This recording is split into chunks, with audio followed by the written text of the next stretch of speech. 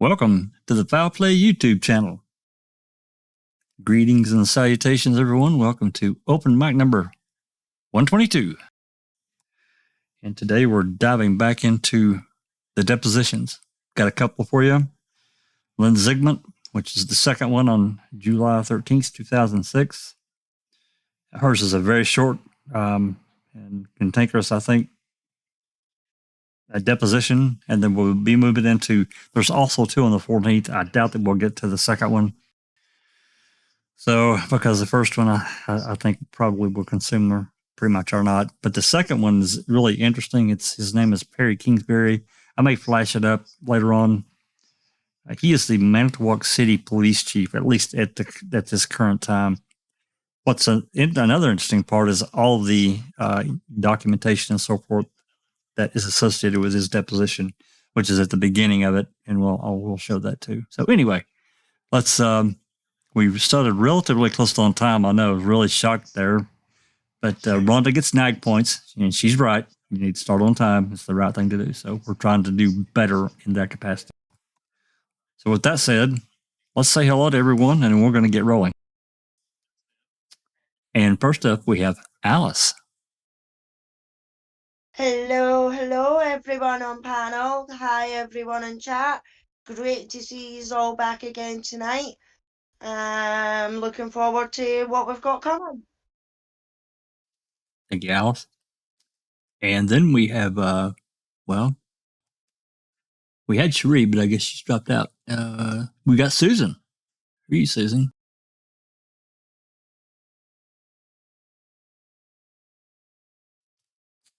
Oh, there we go.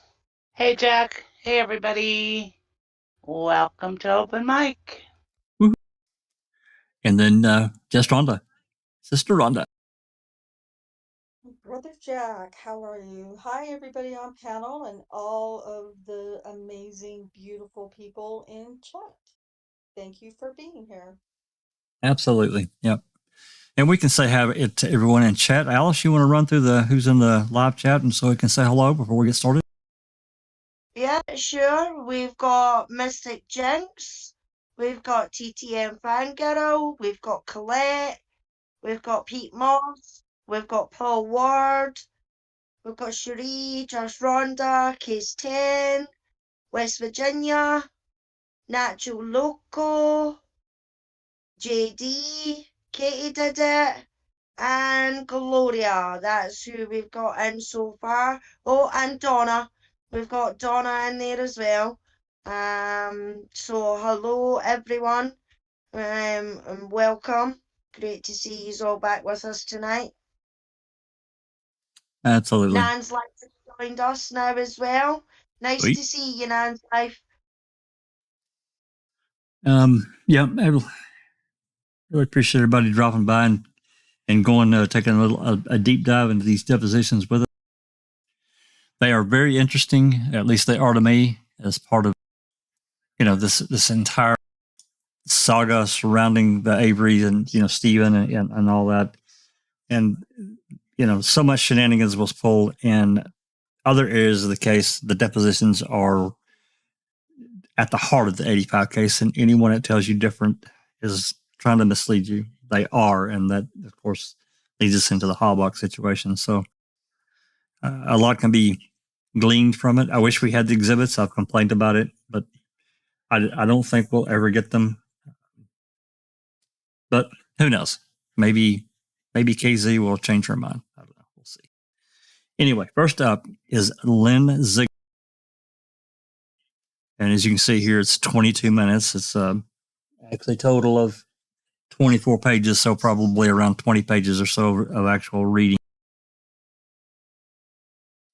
And we'll see the lawyers here. Kelly, Glenn Kelly, Covelli, Bascom,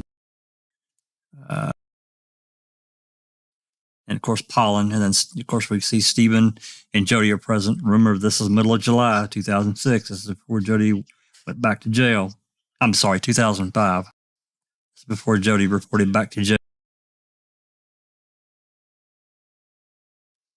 And then of course the examination, and there's a list of files. This is the sealed original transcript is being sent. Okay.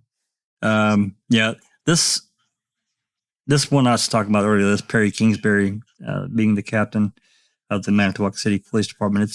It's an interesting list of information and things that's attached to his deposition. I was just taking a glance at it here earlier.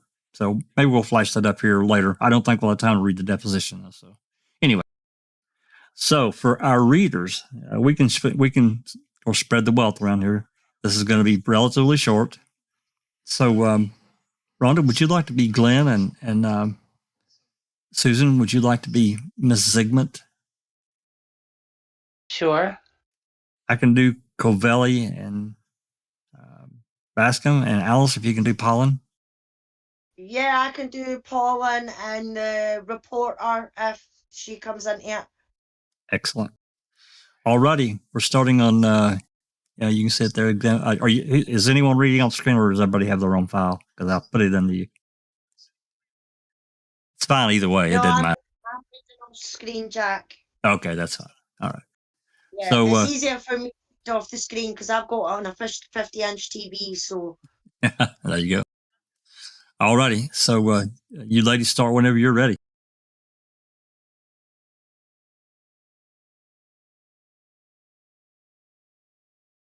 That would be Rhonda. And she's muted. I wonder if she's muted on purpose. I bet she's not.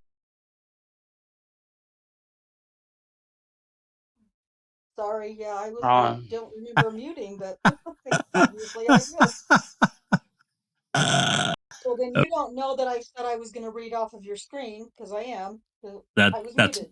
That's fine. It's not a problem. Okay. Right.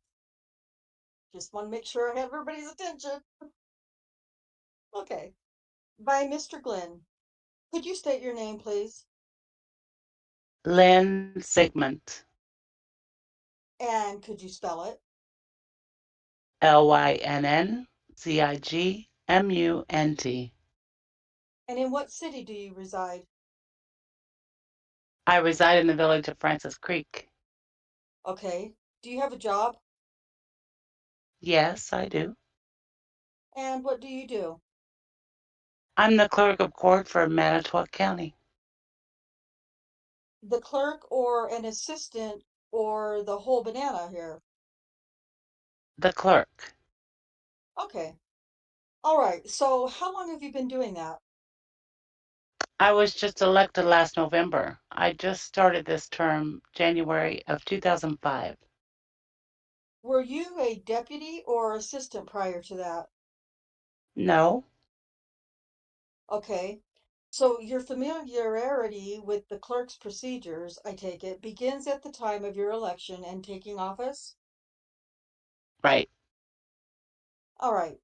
What is your understanding of your responsibilities as clerk?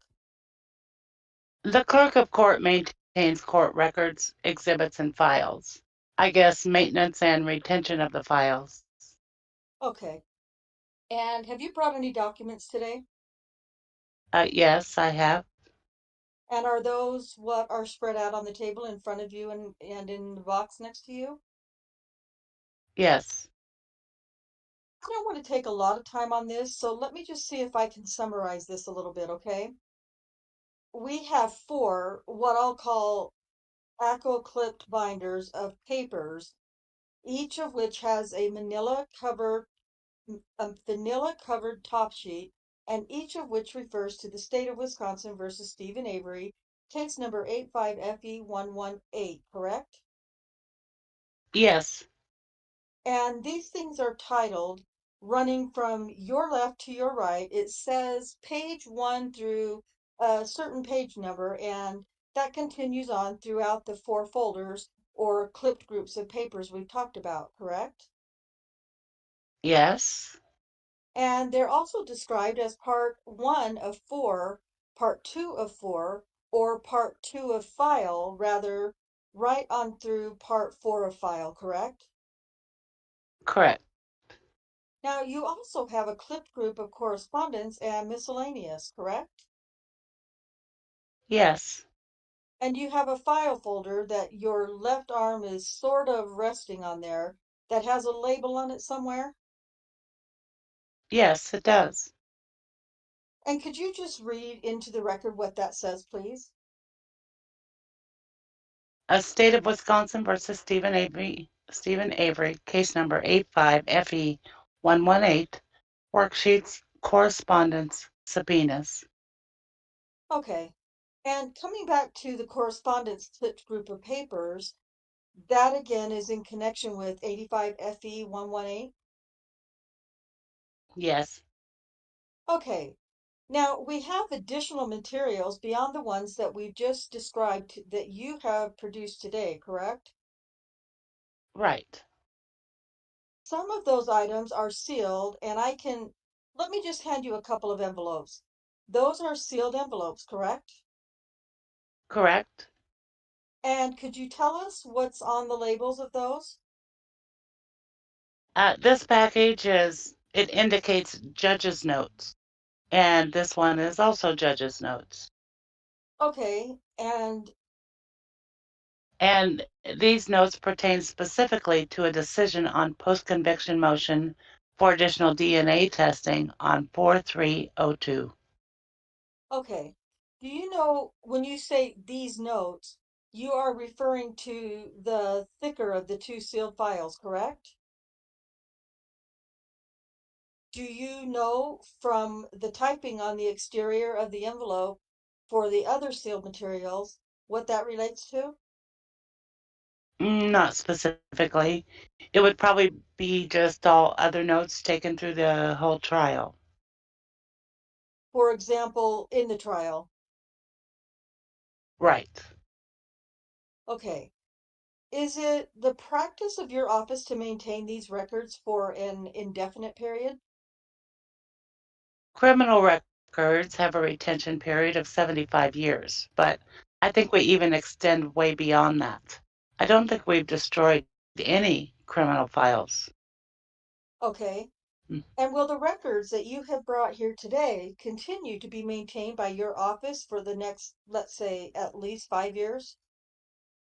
Yep, because I think everything that we brought here today looks like it is, most of them are criminal.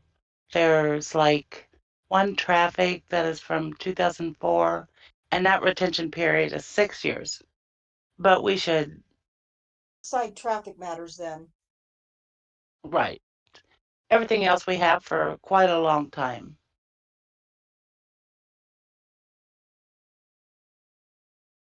And I think I understand your numbering system, but is it correct that some of your documents relate to a case number that has an FE in it, which is your way of identifying a felony file? Is that correct?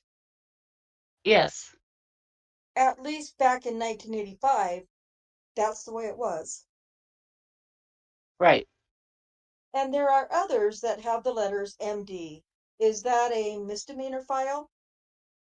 Yes, it is. And FA is a family file? Yes, Okay. So as we go through these documents, we can identify them by the year in which they began, and those will be the first two digits of the case numbers. yes, And the type of case it is by the alphabetical identification we were just discussing, correct? yes, And then the case within that category within that year by that last number of digits of the ID number, correct? that's correct. Okay. So you have brought and allowed us to review materials that related not only to Mr. Avery, but also to a Gregory Allen, correct? Yes, And I think I will ask to have this marked as this will probably be the only exhibit that we'll have during this deposition. Let me show you what's been marked as Exhibit 49 and ask you if you can identify that. yes, Do you know what that is? yes. Corporation Counsel prepared this list. It's a chronological, it goes by year. Well, maybe not.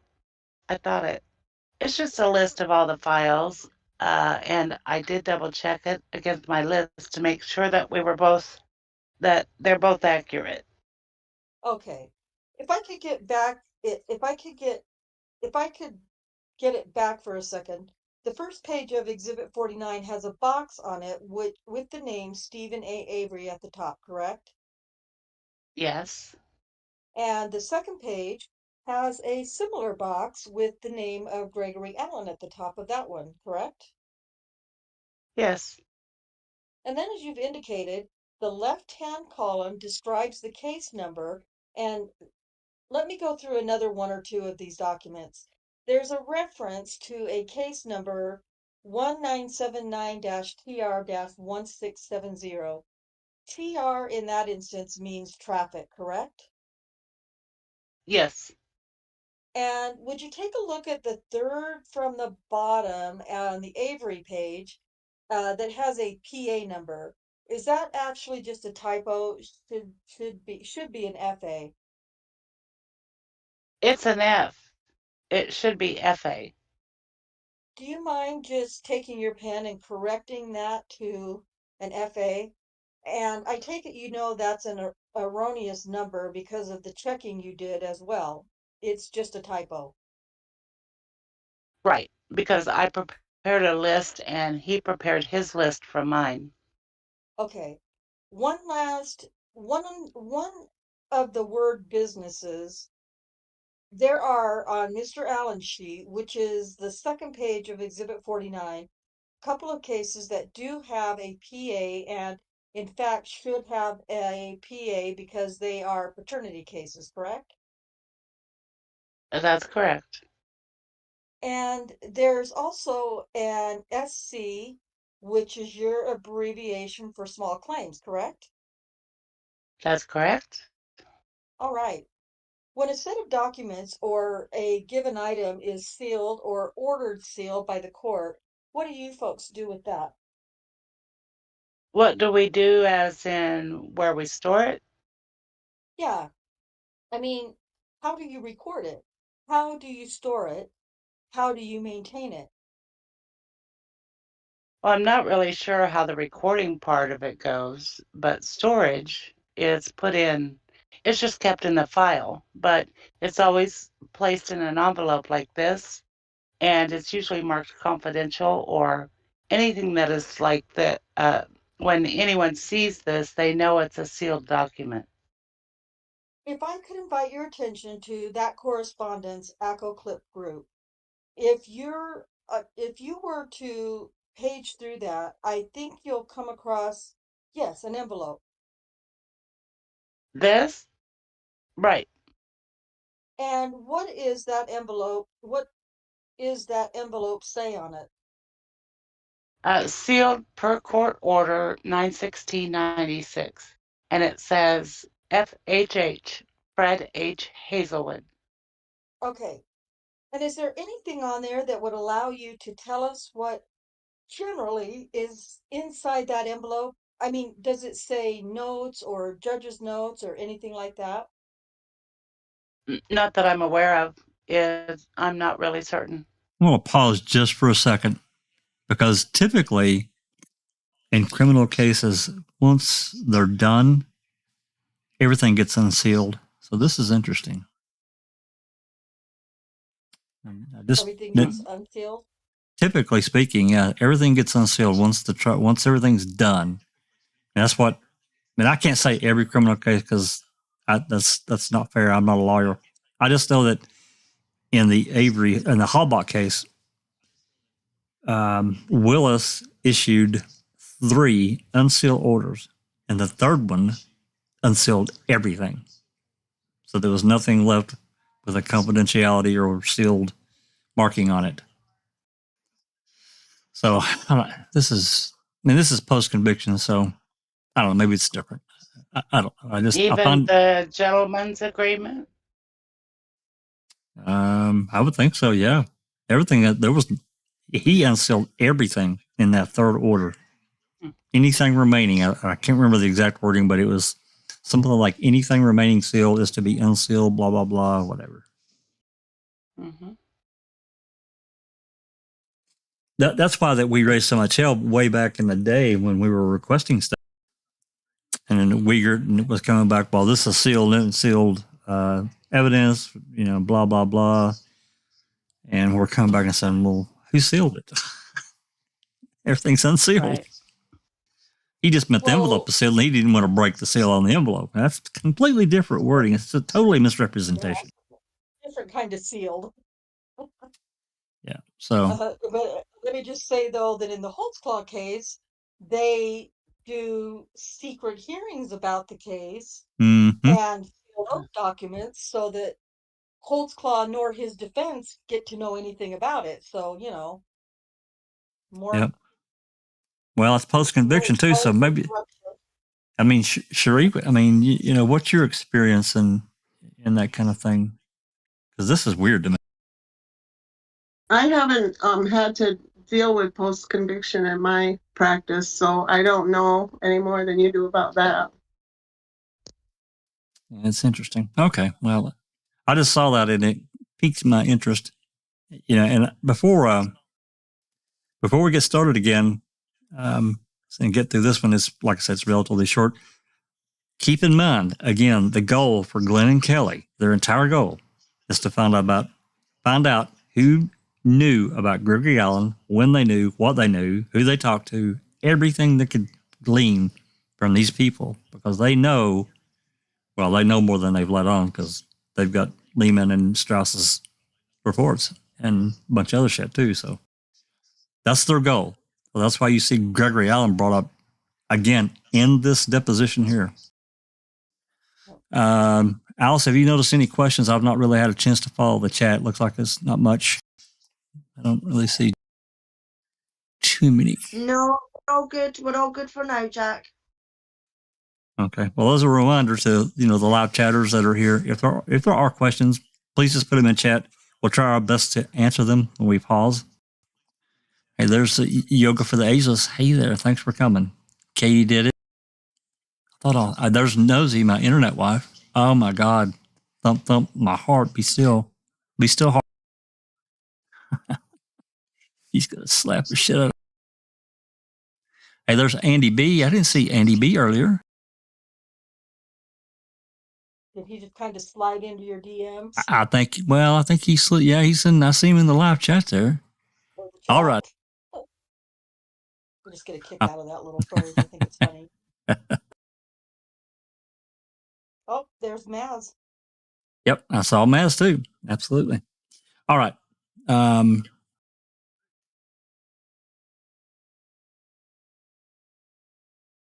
think line 11. Line 11. Line 12. That's right. It is line 12. So at the moment, you don't have a notion of what's in there? No, I don't. And is there anything to which you could refer that would refresh your recollection if you ever had one, or at least allow you to tell us what it is that's in that envelope? Wait. What did that mean? If she ever had a recollection, is that a snarky comment? What comes across to me?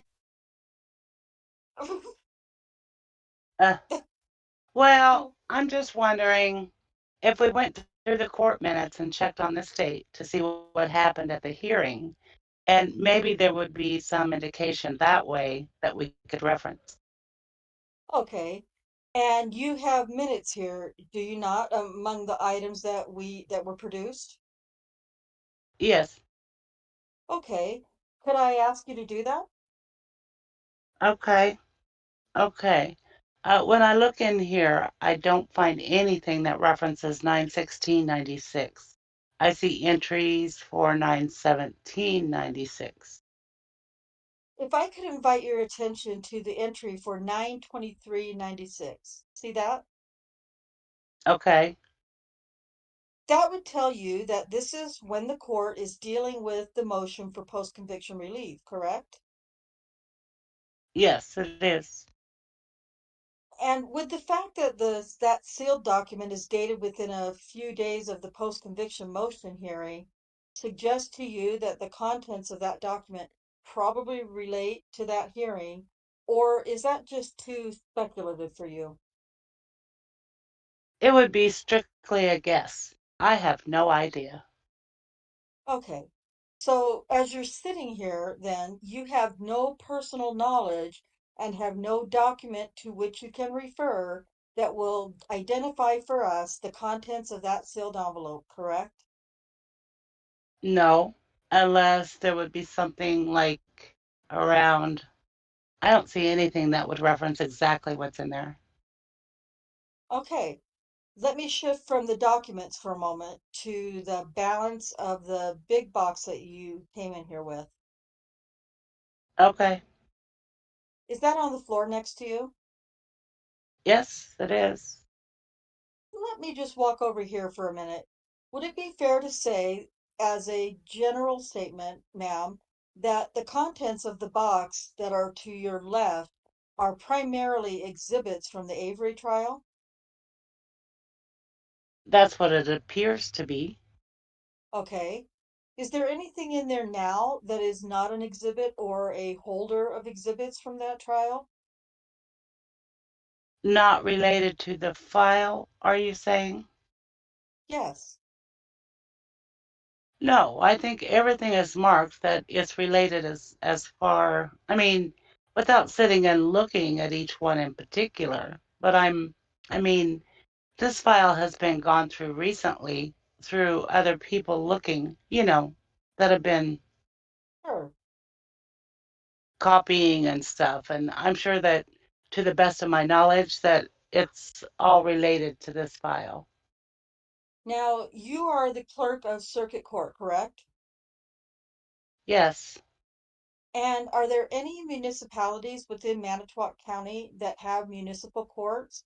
For example, does the city of Manitowoc? The city of Manitowoc does, yes.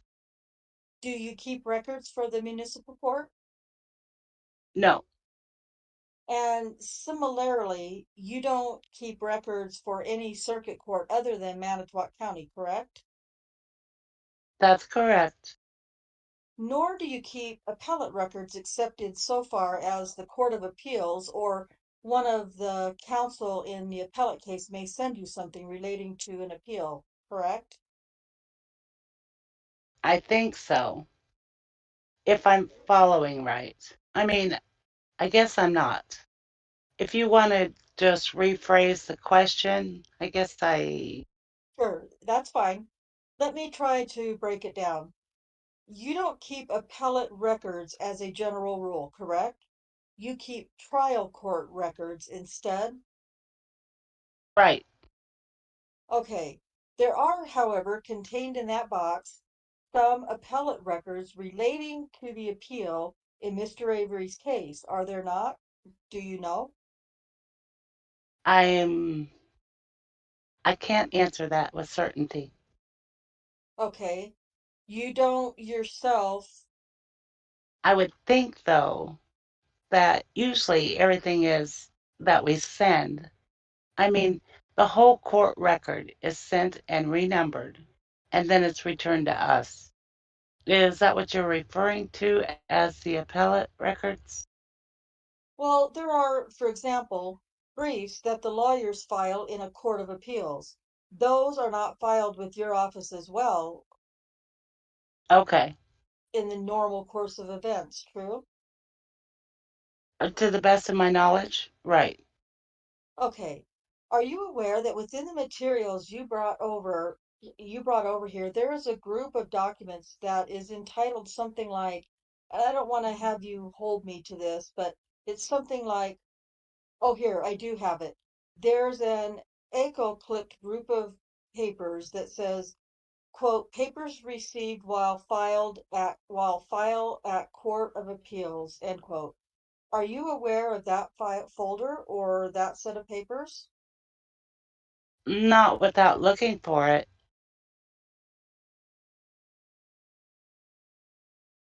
By Mr. Glenn. Okay, let me ask us to go off the record for a second. Off the record. We're back on the record. By Mr. Glenn. During the time we were off the record, did you have a chance to open up that file folder that we were talking about? Yes. And do you find in there an ACO clip group of pages that begin with something like, quote, papers received while file at Court of Appeals, end quote. Yes. And that includes some appellate documents, correct? Notices from the Court of Appeals, for example. Yes. Copies, Indicating a petition was filed. right, right. But that's all that you folks do with the respect to appeals, true? Yes. Okay. We also have, as part of the exhibits, not just paper exhibits, but matters such as clothing. There may be a tool in that box. I mean, it's all stuff that was marked during the trial of Mr. Avery as a trial exhibit, correct? Correct. What's your retention policy with respect to exhibits? Exhibits, we have to wait 120 days for an appeal time. And then if there's been no appeal filed, then it's a year out from that period of time. But if an appeal was filed, it's 120 days. And then if an appeal of that appeal, it's another 120 days. And then the year is tacked on to the end.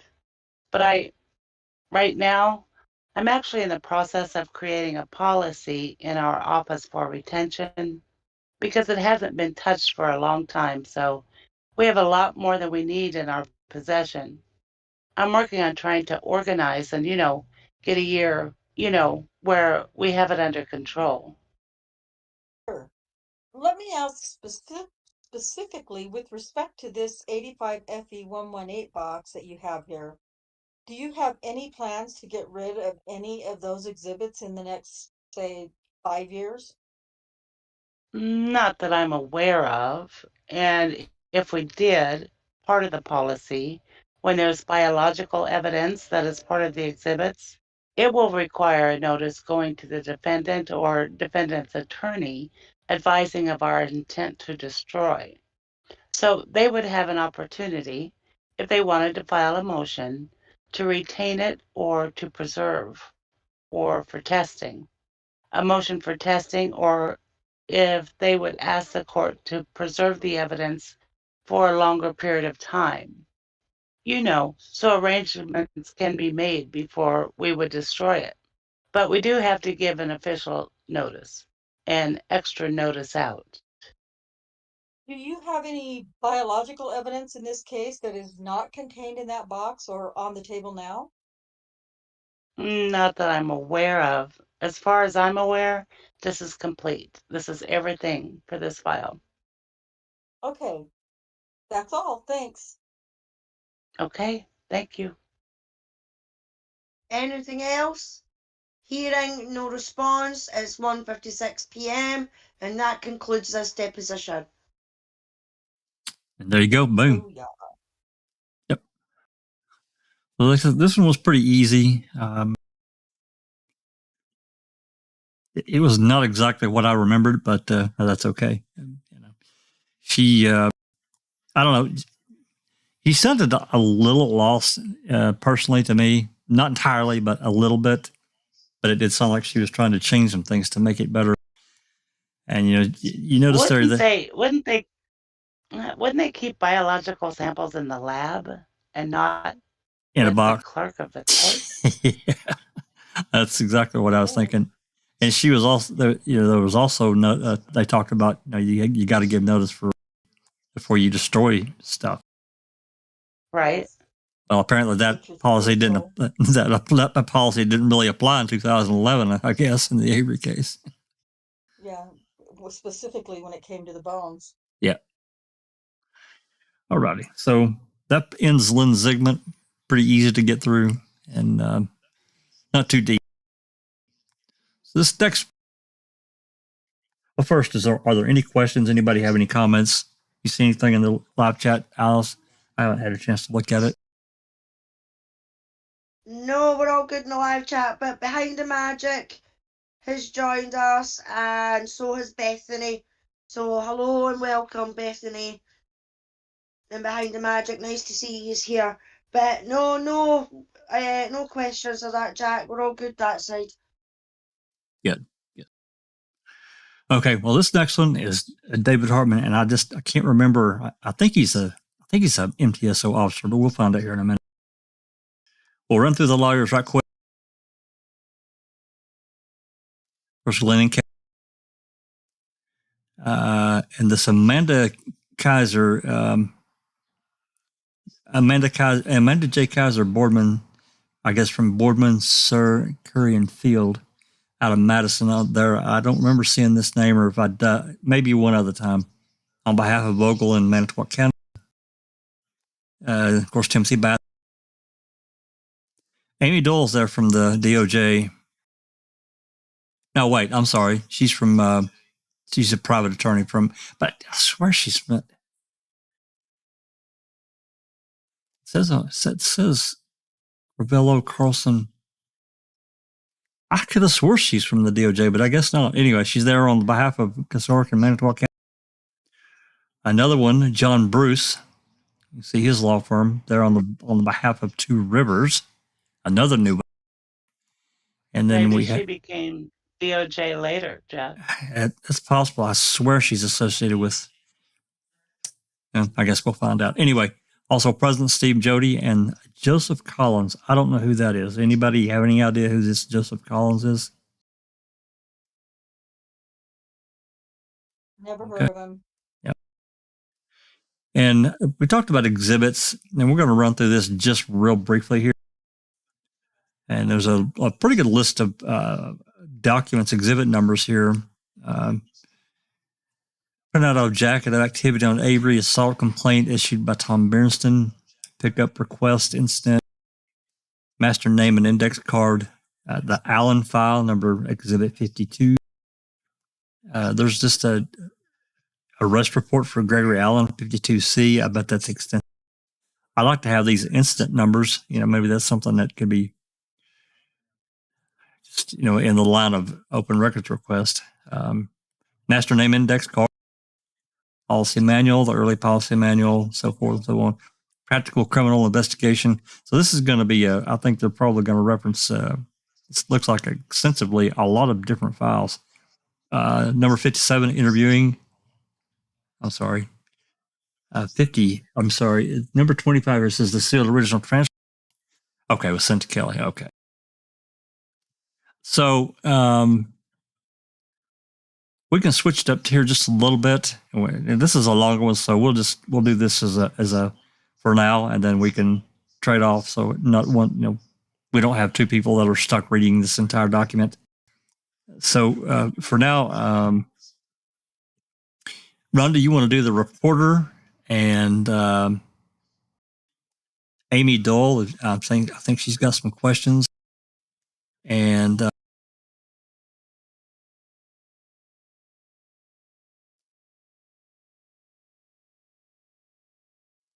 this Amanda Kaiser, you can do her too if she speaks in. So that's Amy Dole and the reporter. I'll pick up the other two lawyers, and then Susan, if you want to do the part.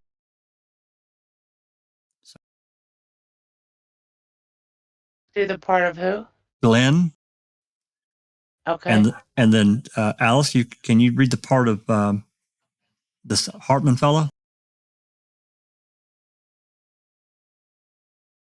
Yeah, sure. Excellent. Okay.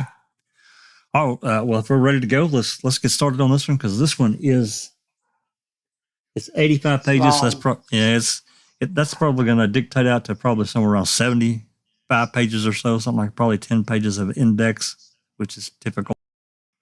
So it's over an hour of straight reading, and we're going to break. We'll break it. And like I said, we can mix this up a little bit so two people are not stuck reading an entire document. So anyway, Rhonda, if you can start us off here with the reporter, and we'll go from there. Yep. We're on the record. We're here in the matter of Avery versus Manitowoc County and others defendants. This is case venued in the United States District Court for the Eastern District of Wisconsin, case number 04C986. We're at the law offices of Michael, Best, and Friedrich in Manitowoc, Wisconsin. Today's date is July 14th, 2005, and it's 10:15 a.m. My name is Jeff Joseph. I'm employed by MagnaStrip Video Court Reporting in Milwaukee, Wisconsin. We're going to be recording this morning the deposition of David Hartman. Sir, would you raise your right hand to be sworn, please? Do you solemnly swear that the testimony you will give in this deposition today will be the truth, the whole truth, and nothing but the truth, so help you God?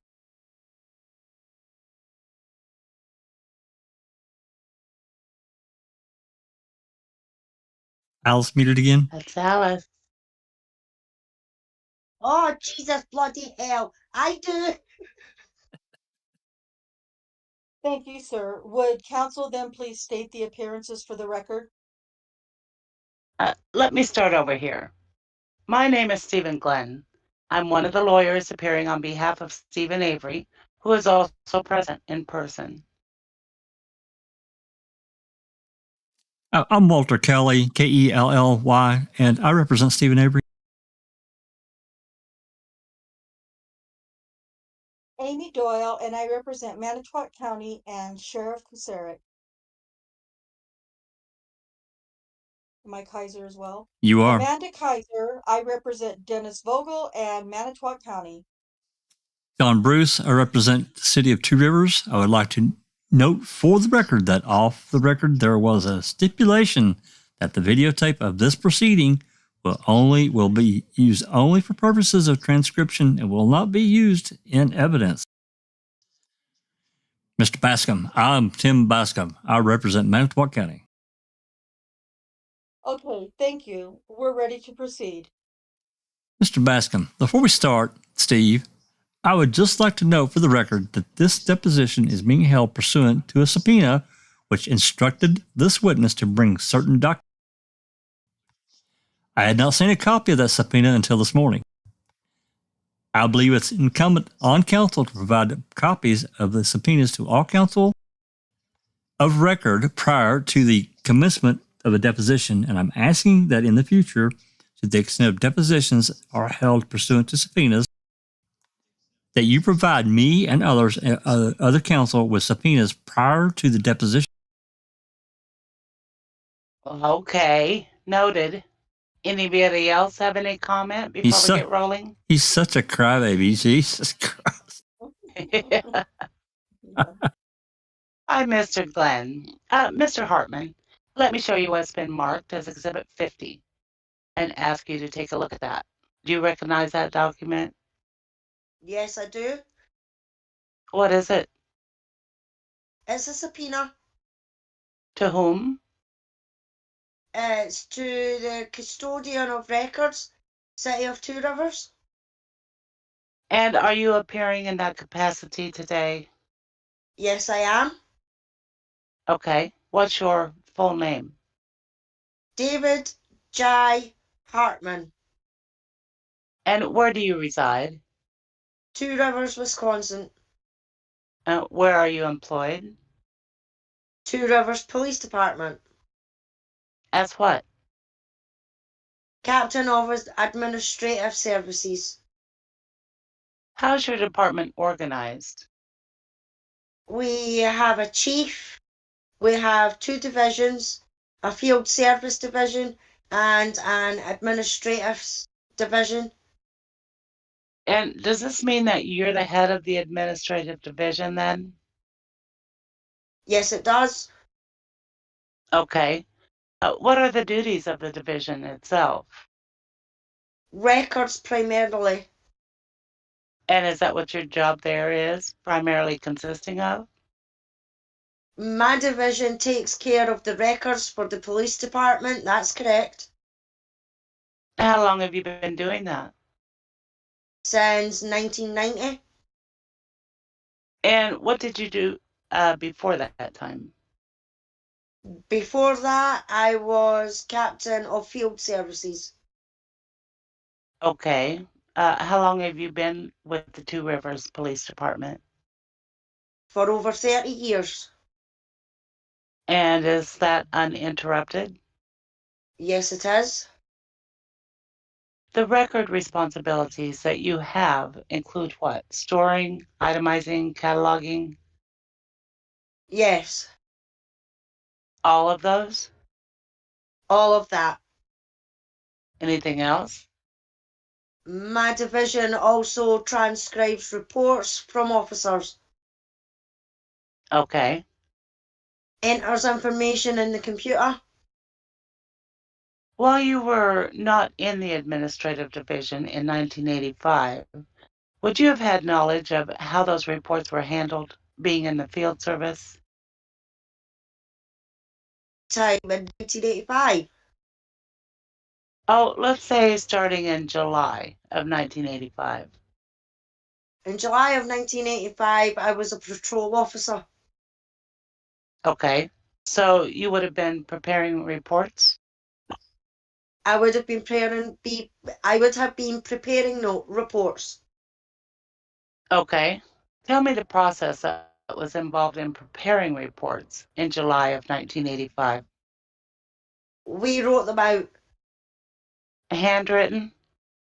handwritten reports. And what happened after it was written out? They were given to the boy, that's a long time ago. They were turned into the shift supervisor. When would you, in the ordinary course of business, next see that record? Depending on the record, I may or may not have seen it again. Okay. Tell me an incident in which you would have seen it.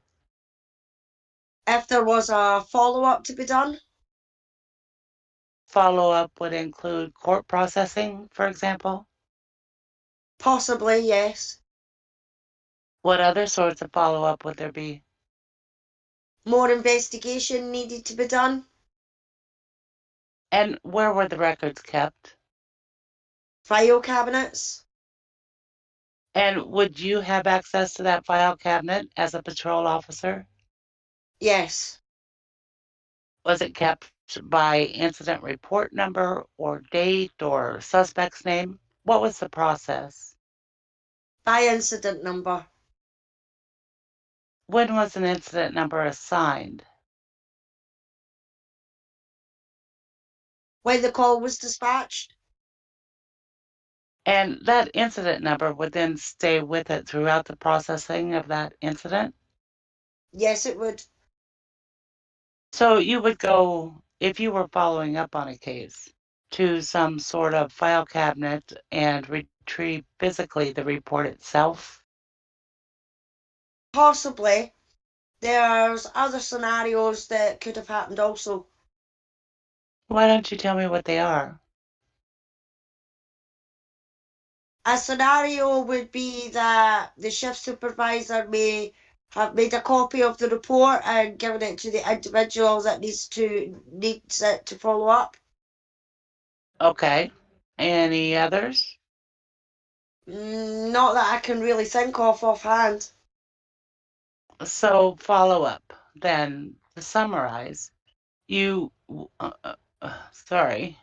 to summarize, would require either that the patrol officer goes back to a storage location, which is some kind of filing cabinet, retrieves it by incident number, or alternatively, receives a copy from a commanding officer. That's correct. And that's it? That I can think of offhand, yes. Okay. These reports that were handwritten, how long did that policy or that practice continue? I couldn't say for sure. It went through many different variations over the years. What's your first recollection of that procedure changing? That is, the handwritten creation of a police report. I really can't say, I don't know. What's your best estimate? Mr. Bruce, asked and answered. You can answer as best you can. I can recollect. I mean, at one point we wrote all the information out. At another point, we only wrote part of the information out, and the rest was transcribed. This is really a shot in the dark, 1987, and I have nothing really to base that on. I just honestly don't know nor remember. Okay. But you know it's 87 as opposed closer to 87 than it is to like 97, for example. I would say that's probably true, but it's really a guesstimate. Well, when you say it's really a guesstimate, you don't mean that your recollection of things from 1997 is. It's the same as your recollection of things from 1987, do you? Or do you? I have no clue when we changed writing versus transcribing. Okay. Tell me how the transcribing procedure works. The officers record their narrative on a standard cassette and hand it to the police clerks who type it up. Recorded on the standard cassette? Do you mean audio cassette? Yes, And what do you consider a standard audio cassette? the larger size. Okay, not a micro cassette or mini cassette. Not a micro cassette. Okay. Larger size cassette. And where are the recording devices kept?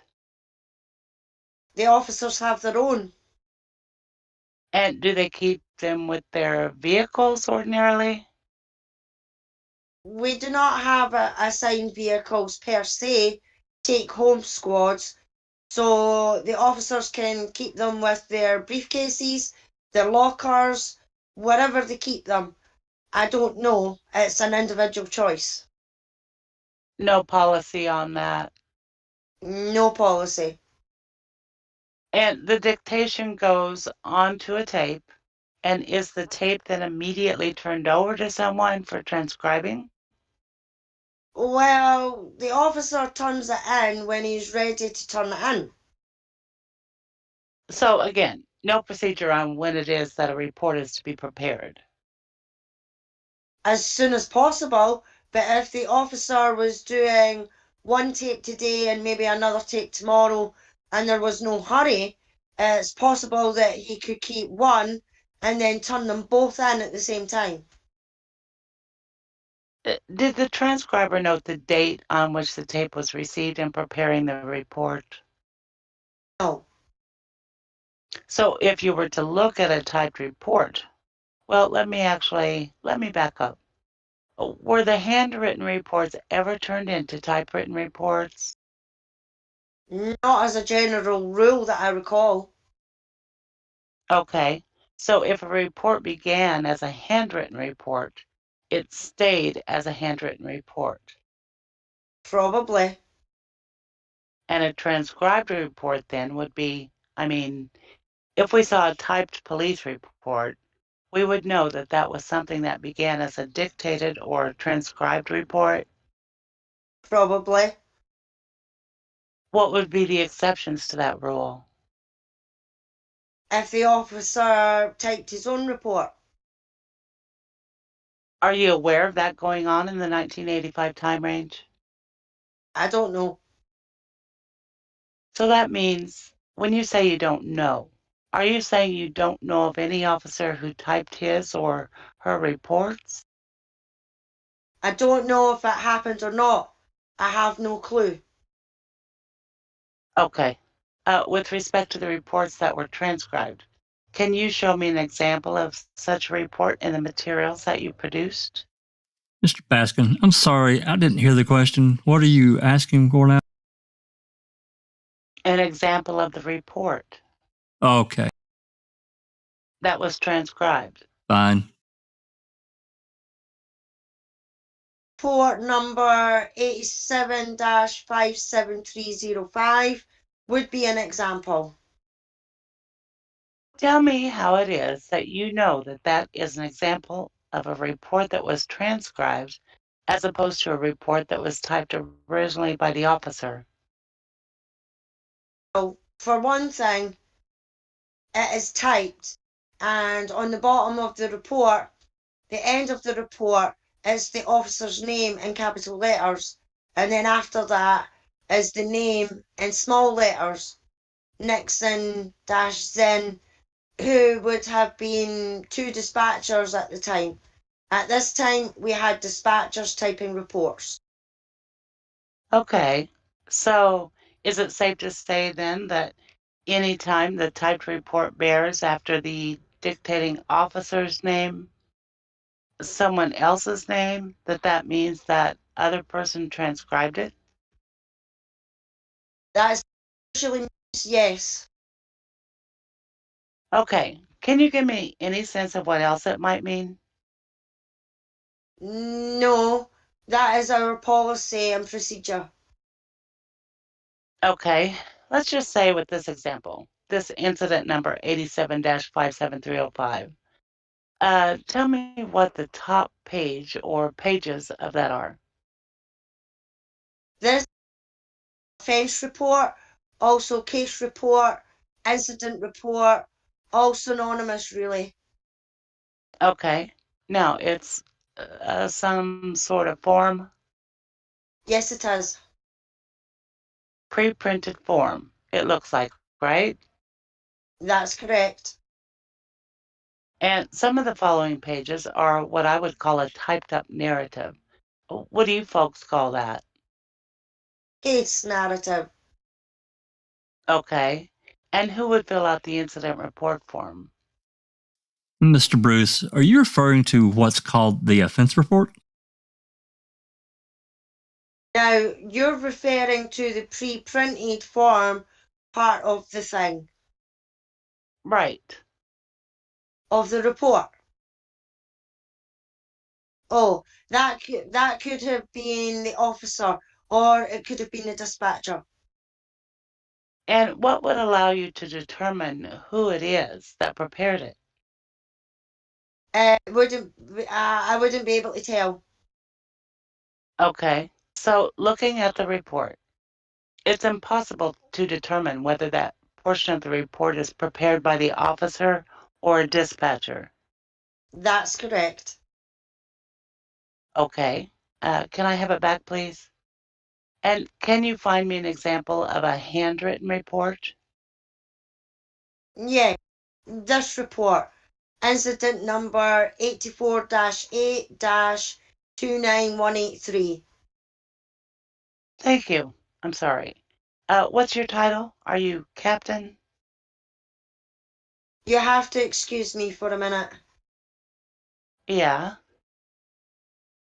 Again, there's a juvenile information and folders in there which, Okay. okay, What's your title? captain of Captain. Okay. administrative services.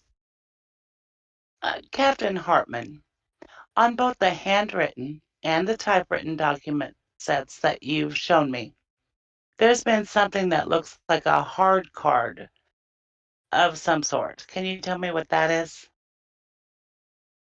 Incident card, it's called. Okay. Who prepares that? This is prepared by the dispatcher. Do you know when? At the time of the call. And is that a policy that existed throughout, say, 1985, 1986?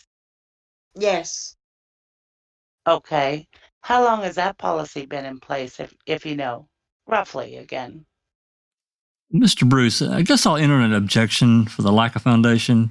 He's testified he was a patrol officer in 1985, so I don't think there's been a foundation laid that he can testify with respect to the policies, record policies of the police department at that time. You can answer. Mr. Bruce, you can answer as best you can. Okay, as best as I can. We had these cards from, and it's a guesstimate, 1982 to early 1990s. Okay. Why don't you put that back into the packet that it came from, and let's go back. You still have Exhibit 50 there? Yes, I do. And I'm not sure where in the order of this file this document came from. It really Does it matter to you? doesn't matter. Okay. Why don't you tell me with respect, where did a copy of this go?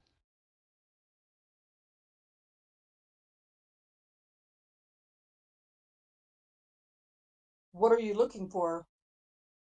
The subpoena? He gave one to Tim. I think you marked it. If you want to work off of mine, Steve, feel free.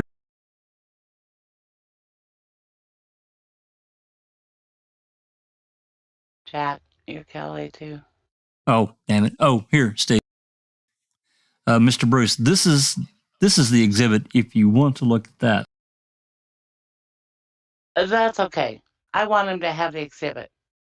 Okay, Captain Hartman, with respect to paragraph 1 of the attachment to the subpoena, are you able to identify for me what documents you produced in response to that paragraph?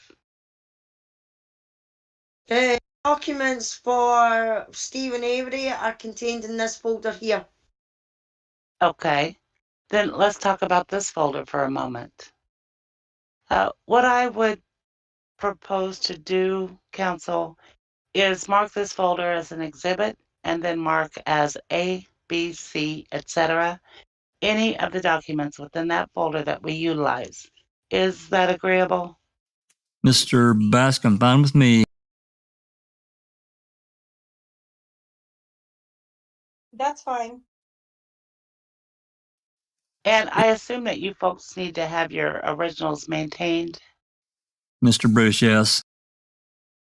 And so we'll worry about later what we'll do about copying. But if we could go off the record for a minute, Jeff, and Sure. Off the record. mark Oh, some of these. Sorry. No So problem. sorry. Now we're off the record and we're back on the record. Captain, during a recess, we have marked some of the exhibits from the folder that you brought and the folder itself. So I'll ask you to take a look and note that the folder that had the Avery sticker on it is now marked as Exhibit 51, correct? Correct. And ask you to take a look at what I've marked as Exhibits 51A, B, and C, okay? Okay. Can you tell me what Exhibit 51 is, please? 51A, I'm sorry.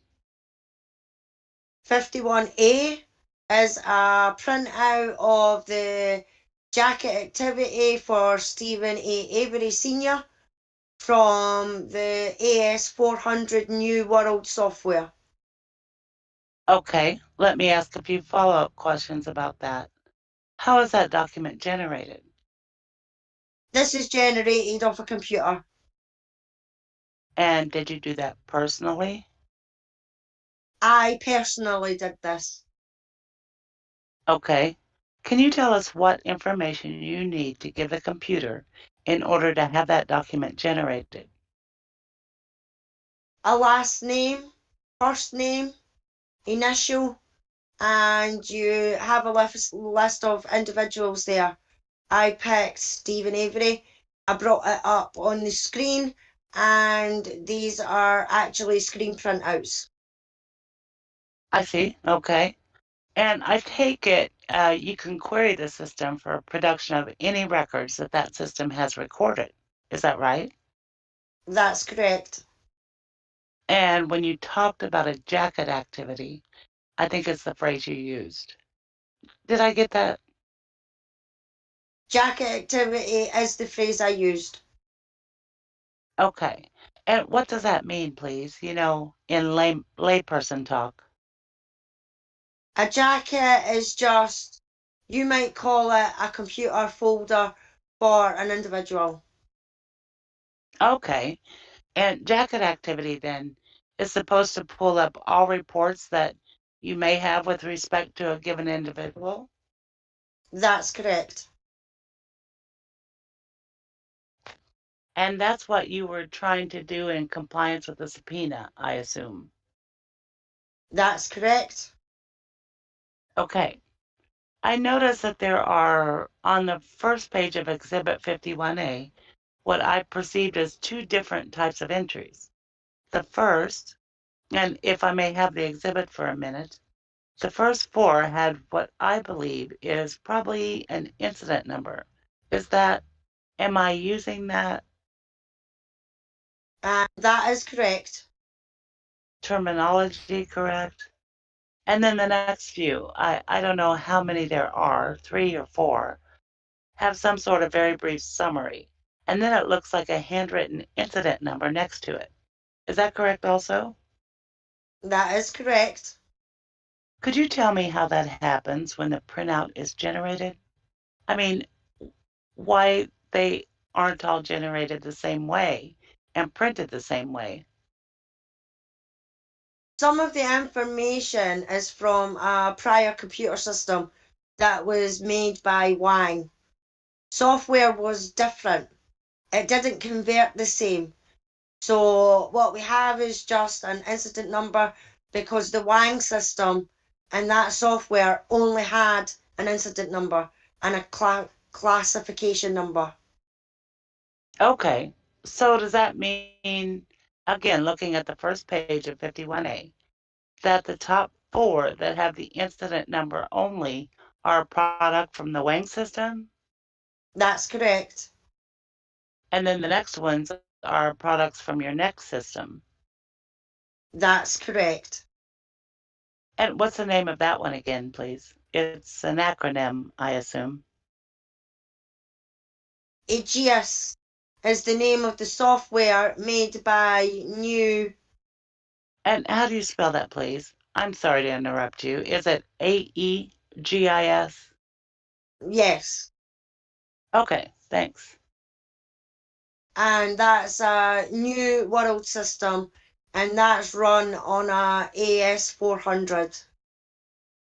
So that produces a report in a slightly different format from the Wang systems format. Is that right? It treats the information differently. Okay. Does it provide you the incident number as the Wang system did? Yes, it does. And could I see 51A again, please? I'm sorry. It doesn't print it on that form that 51A represents, though. Is that correct? No, these are screenshots. And you then took another screenshot to get the number and hand wrote that on this document? Is that what the process was? I drilled down further into the report and pulled out the number and wrote it onto the page, yes. Okay. So 51A consists of a list of all jacket activity relating to Stephen Avery during the time period covered by the subpoena, correct? That's correct. And then also contained within Exhibit 51 would be the reports and any other materials that you have relating to a given incident report number. Is that right? That's correct. Okay. I've marked a couple of those. And again, I'm sorry, we don't have copies here. So let me ask you to hand that back to me. And if I could have the other one too, please. Okay. Could you describe 51B, please? 51B is an incident in regard to an assault that occurred outside the city of Two Rivers. And who is the Let- reporting complainant? Let's pause right here, line 13, because we're going to change subjects a little bit because we've read, we're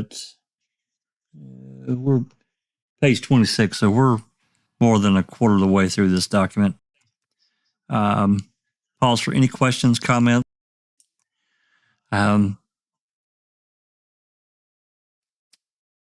Rhonda, looks like you've kind of been looking at the chat. Anything going on there that we need to be aware of?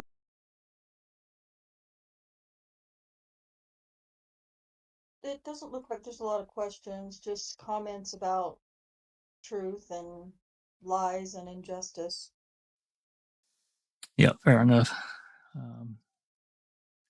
Yeah, I mean, to me, talking to this guy, I did want to comment about the AS400 system, and back in my real life, way back in the day, and I'm talking about late 90s up through the early 2000s, I worked for a company. As many of you know, I worked in the printing industry for many years, and I worked at a facility in Asheville, a large facility owned by it wasn't really a conglomerate, but they own many such flexible packaging plants throughout the world. Anyway, we used the AS400 system. I won't say exclusively, but it was pretty much the dominant thing that we used for our process. And the AS400 system, of course, it's Linux based, and they made a lot of. Actually, it was pretty intuitive. I mean, it was still a lot of manual stuff, but there were other things that it was for the time frame. It was actually pretty damn good. We could do quite a bit with it, and there were levels of There were levels of access that could be given out, pretty specific too. So as I was there for a longer period of time, and I was a production supervisor, and I mean my level of access. I mean, it wasn't the maximum, of course, but I could get pretty far into the system, and it's kind of like you could open a window, and then within that window you had more options, and you could go to another selection and deeper and deeper and deeper. And so when he said drilled it down into that system, I really understood, because there's options. A lot of times there's options on the following, next page you go to that would allow you to go to a deeper page into to a report or whatever. So when I saw AS400, man, that brought back some memories. That's really interesting. Brings back memories also, dot matrix printers, and I know most of you guys probably will remember that are here. Not telling on anyone's age or anything like that. But I do. I was just going to say, I remember. Yeah, we had several of them throughout the plant, for various operations that the operators had to have access to, and that kind of thing. So that's interesting. But by and large, he's just explaining the process of where he was back in '85 as a patrol officer. And another thing I find interesting is that they dictated their incident on tape a little bit later on, and then those tapes went to someone to be dictated out, transcribed into a report. Makes me wonder what happened to the tapes, right? and if other departments did that. I'm wondering if we'll find out that Manitowoc did that, and if those tapes are available. That would be really interesting. Anyway, those are the couple of questions that I had, comments and thoughts as we were reading through. You want to have anything else before we get started? Get her out now so we can talk about it, or let's move on. Oh, and that reminds me, is everyone still comfortable with continuing to read? If you want to take a break, we can switch up roles or whatever. I'm fine for now. Okay. Good. Okay. Well, just let me know, if you get to a point, you need to take a break or get a drink, or, run out to the bar and get us a. Will do. All right. All right. All right. Let's start back on line 13, whenever y'all are ready. And who is the reporting complainant? The complainant is Tom Beanston. And how do you spell that last name, please? BEERNS.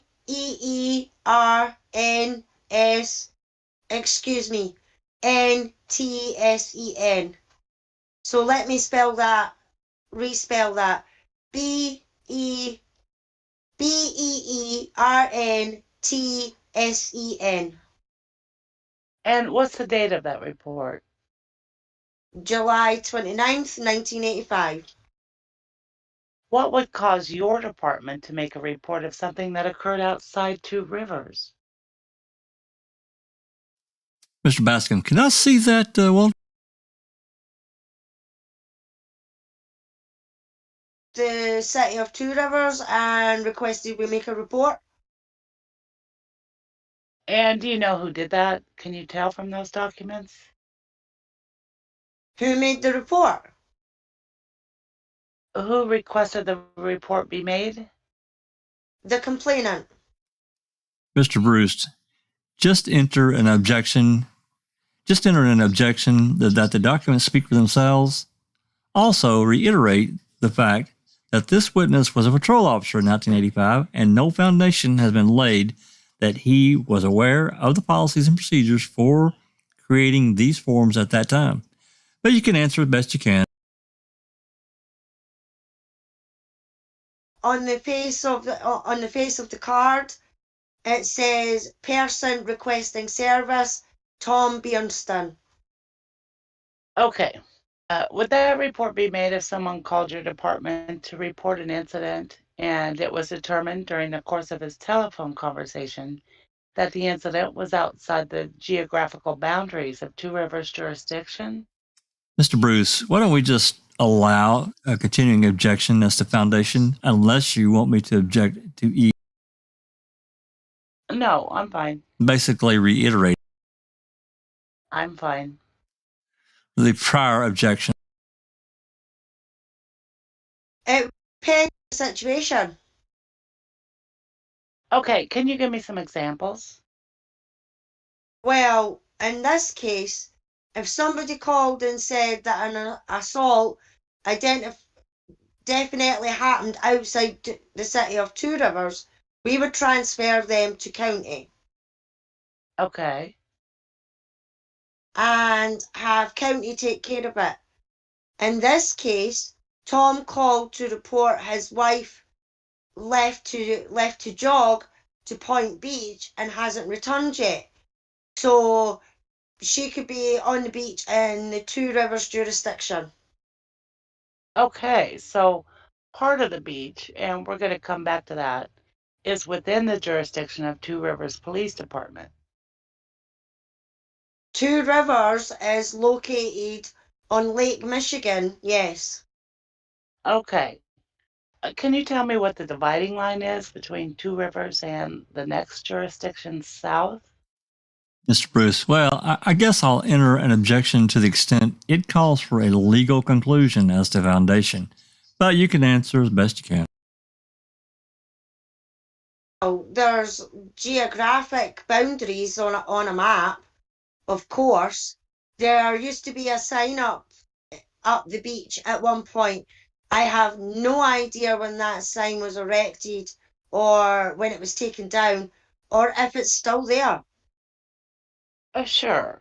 But as someone who's been with the Two Rivers Police Department for 30 years, you presumably have some sense of what the north-south jurisdictional line along Lake Michigan is for Two Rivers, true? Yes, I do. And can you tell me what that is? Where the houses stop, the city limits stop. That helps. And immediately south of that is the jurisdiction of what agency, if you know? Well, south of that dividing line is the city of Two Rivers. Okay. And then south of that dividing line, the next south dividing line? City of Manitowoc. Okay. Oh. Oh, City of Manitowoc was me. Okay. Oh, sorry. That's okay. Oh, I didn't, okay. I missed it. Is there any property in there that is neither City of Two Rivers nor City of Manitowoc? That would be exclusively Sheriff's jurisdiction as county property. Do you know? Mr. Bruce, just for the record. They have I think they've mixed that up, Susan. the Q&A backwards, yeah. Yeah, I think Yeah. so. That's okay. Mr. Bruce, just for the record, are we talking south of Two Rivers? Yes. You're losing me on this one. Yeah, I'm continuing to work south. South of the South Line. Mm-hmm. I mean, Mm-hmm. you're losing me. So we're going towards Manitowoc now, right? Correct. Okay, well, Two Rivers is next to Manitowoc, yes. Okay. But do you have my question in mind? I mean, what I'm trying No, I do not. to I do not know where you're going or what you're asking. what I'm trying to find out is whether there is any property, to your understanding, that is not within either the city of Two Rivers or the city of Manitowoc, but instead within another jurisdiction, and therefore would be under the authority of the Manitowoc County Sheriff's Department. Mr. Bruce, you're referring to the present? Well, I'll refer to the present now. Of course it is. You're losing me. What piece of property you're looking at? I'm just asking if you know of any. There is property that belongs to the county of Manitowoc or is under the jurisdiction of the county of Manitowoc in Manitowoc County. Okay. I can say that. And is that along Lake Michigan? Yes, there is. And was that the same way in 1985, to your knowledge? I would assume some was and some probably was not. Okay. You don't have any personal knowledge of it? No. Is what you have in 51B everything that your department has with respect to the assault that occurred on July 29th, 1985, involving Miss Berenson? To incident number 85-7-40534. So we know exactly what we're talking about. To the best of my knowledge, this is all that we have. And can you tell us what it is that you possess there? An incident card. And what's attached to the incident card? What we would call a tour card, but we would also use those when we ran out of space on the incident card for the timestamps. We would use a tour card and just attach it. And is that your TOUR tour card? TOUR, yes. Does it appear to you as though that is attached for the reason that you describe hypothetically, Yes, it does. which is running out of space? What else was clipped together as part of 85-40534? The request for public access sheets where people had requested copies of that particular report. That's my policy, that I make copies of what's released and attach it to the incident card. Also, there was a copy of a subpoena to Officer Clock of the Two Rivers Police Department. And that's a subpoena from James Bogart, is that correct? That is correct. And what's the date of that, if you can tell? The issue date of the subpoena was November 29th, 1985.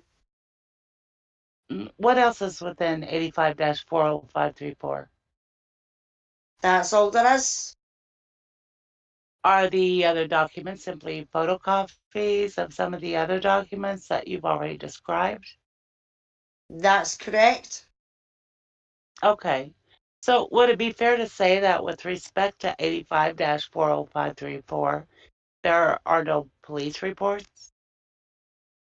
The police report is the incident card.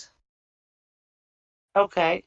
There are no police reports in addition to that incident card. There are not.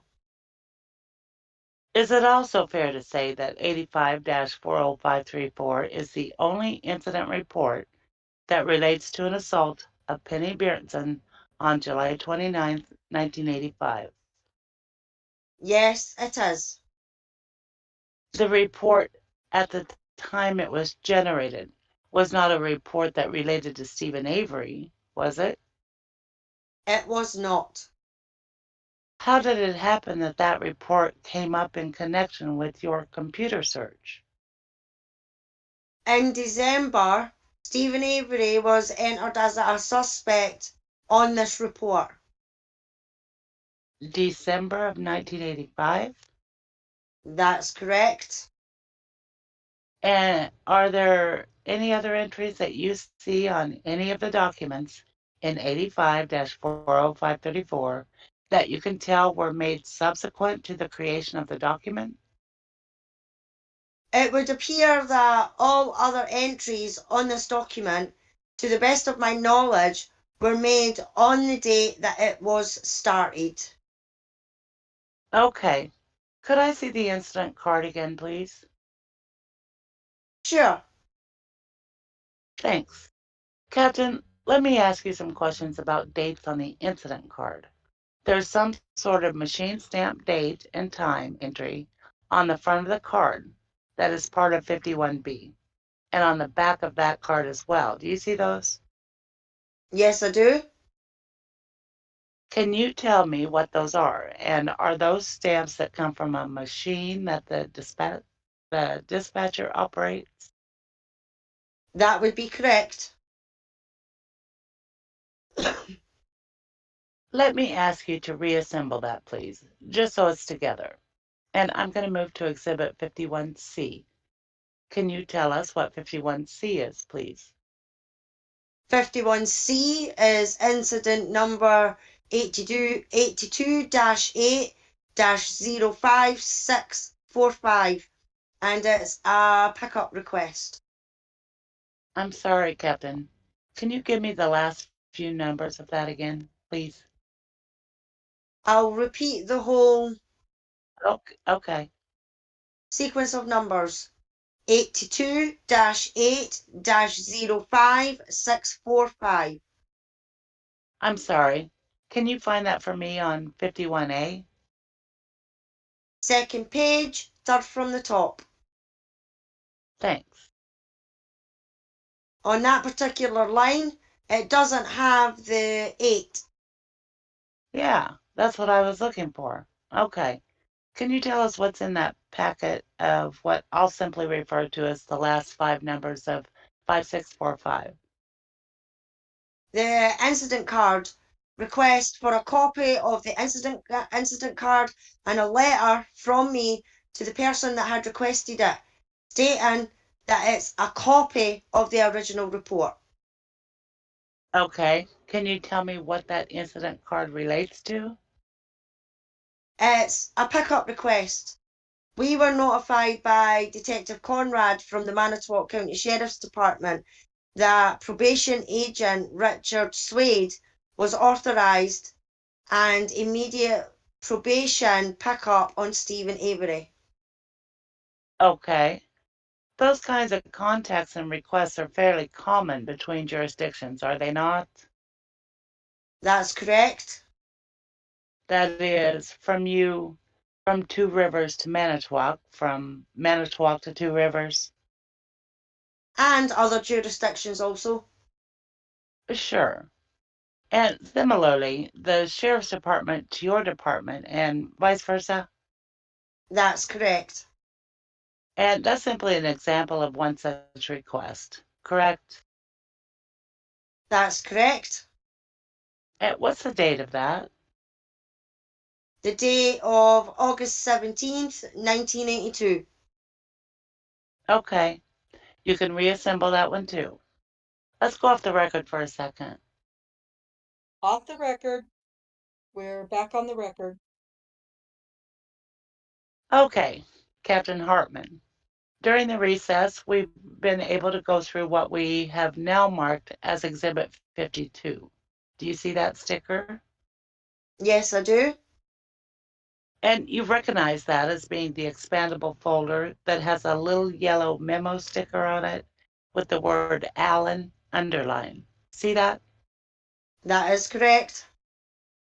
And if I invite your attention to paragraph 2 of Exhibit 50, which is the subpoena, can you tell me whether or not Exhibit 52 is produced in response to that paragraph? That is correct. And that is everything, again, in 52 that you have that relates to the description in paragraph 2 of the subpoena? That is correct.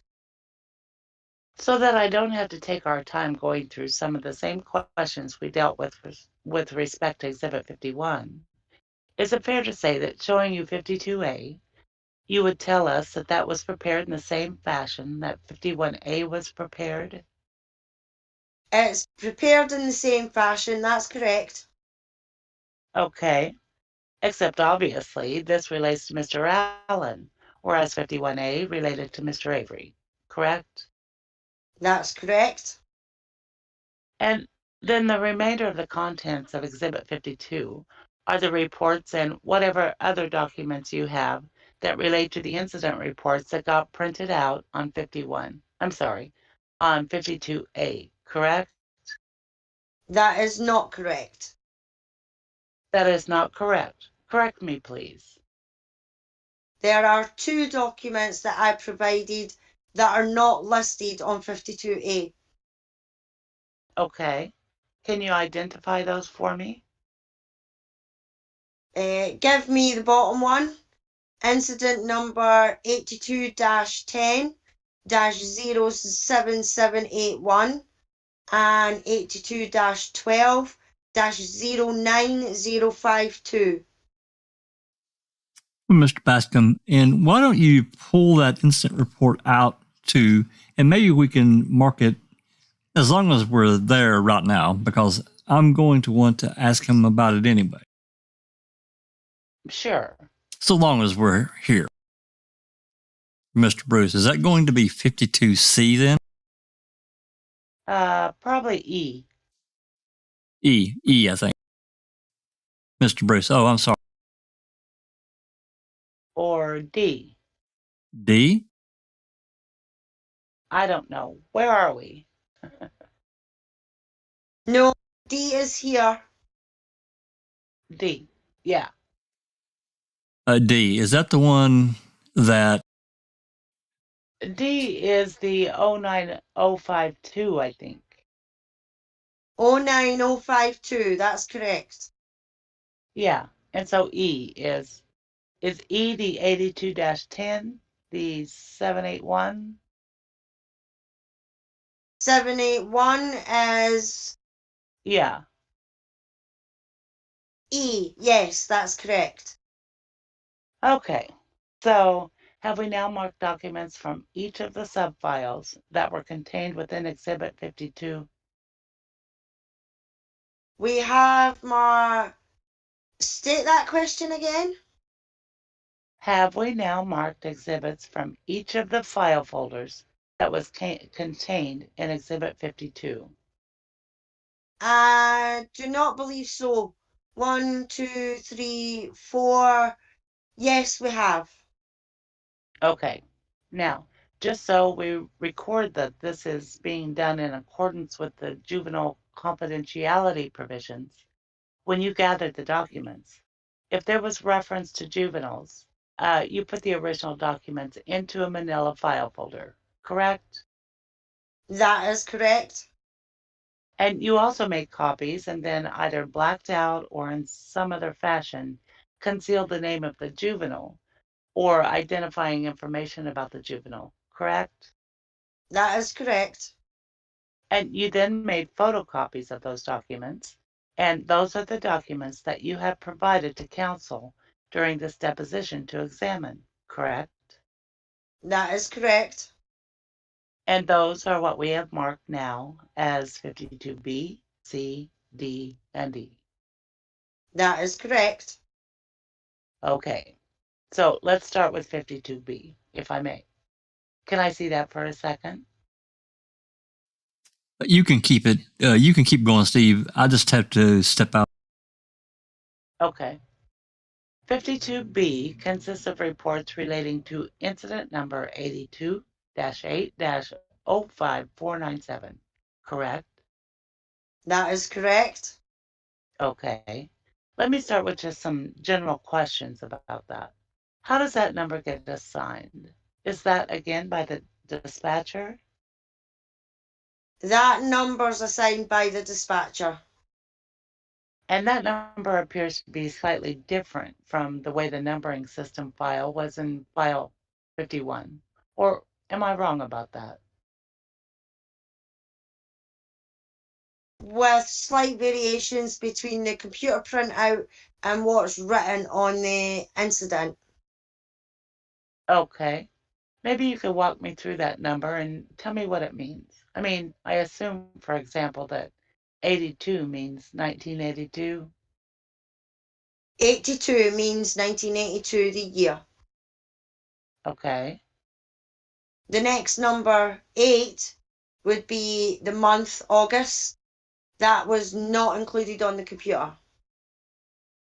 I got it. It wasn't able to be converted in that manner to include that. Okay. And is the 05497 considered one number? And if so, what does it represent? That is just a sequence, the next number in sequence. And does each month begin with, for example, 5-digit number, the first 4 digits being zeros and the last one being a 1? Not in that case. Okay, can you tell me about that? There were years that did happen. This is not one of those years. Okay. How did it work in this year? This year, it was just a consecutive number. Some years, this is a transition year, I believe. I believe we started one this year in 1982. There were years where we just kept on going. From the previous year, you mean? Right. Uh-huh. Until we get to 900, 99-999, then we went back to 1. And there were years when we started at 1 and went and stopped at the end of the year and started at 1 the next year again. Okay, got it. So this is probably, and I understand that may be the best you can tell us, but this is probably the 5,497th report in the calendar year 1982, although it could also be part of a carryover from 1981. That's correct. Okay, the report itself, this one that I'll refer to as 5497, if that's okay. Will you understand that I'm referring to that document you have before you? I will. That includes at the end of a that includes at the end a communication from your department with someone else, correct? That is correct. And have you seen that document before? I have seen it before. Okay. Can you tell me what it is? It's a memo from Captain Randy Ammerman to Inspect Mike Zentel of the Green Bay Police Department.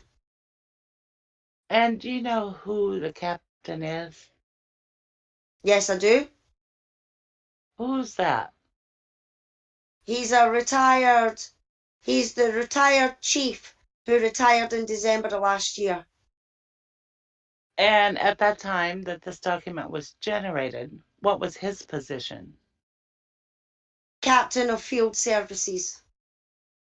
Which is a position that you yourself held later, is that right? I held that earlier. Earlier. Okay. Can you tell me what that document's about? The only thing I could do is read it to you. Okay. Mr. Bruce, I'll enter an objection that it speaks for itself. Sure. Did you have any involvement in generating that document, creating it at the time? Call. Okay. Was it distributed to you at the time? Do you know? I would doubt it. Okay. Would it have been available to you at the time? Mr. Bruce, when you say quote unquote available, Well, accessible. That is it openly accessible? I could have probably got a copy if I knew it existed, yes. Yeah? Okay. And I take it at the moment, you don't have any particular recollection of that document at that time. Is that right? No, I do not. Do you recall any contact between Green Bay or Brown County law enforcement agencies and your law enforcement agency in the 1995 to 96 time period relating to Gregory Allen? Not that I recall. Okay. With those limitations in mind and subject to what your counsel said, can you tell me what is in that document? Well, I'll read it to you. Please. It's to Inspector Mike Zettel, Green Bay Police Department, from Captain Randy Ammerman. Date August 31st, 1995. Subject Gregory A. Allen. Quote, today I was contacted by Deputy Chief Fran Neelas of Manitowoc PD, whom informed me, unquote. I'm sorry. Could you spell that? The person by whom he contacted? Nellis, Nellis, Okay.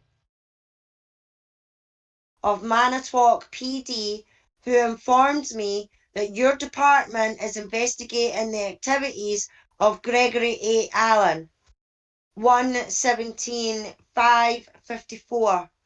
Fran told me that he was sending you a package of information which contained one of our reports, 83-8-16375.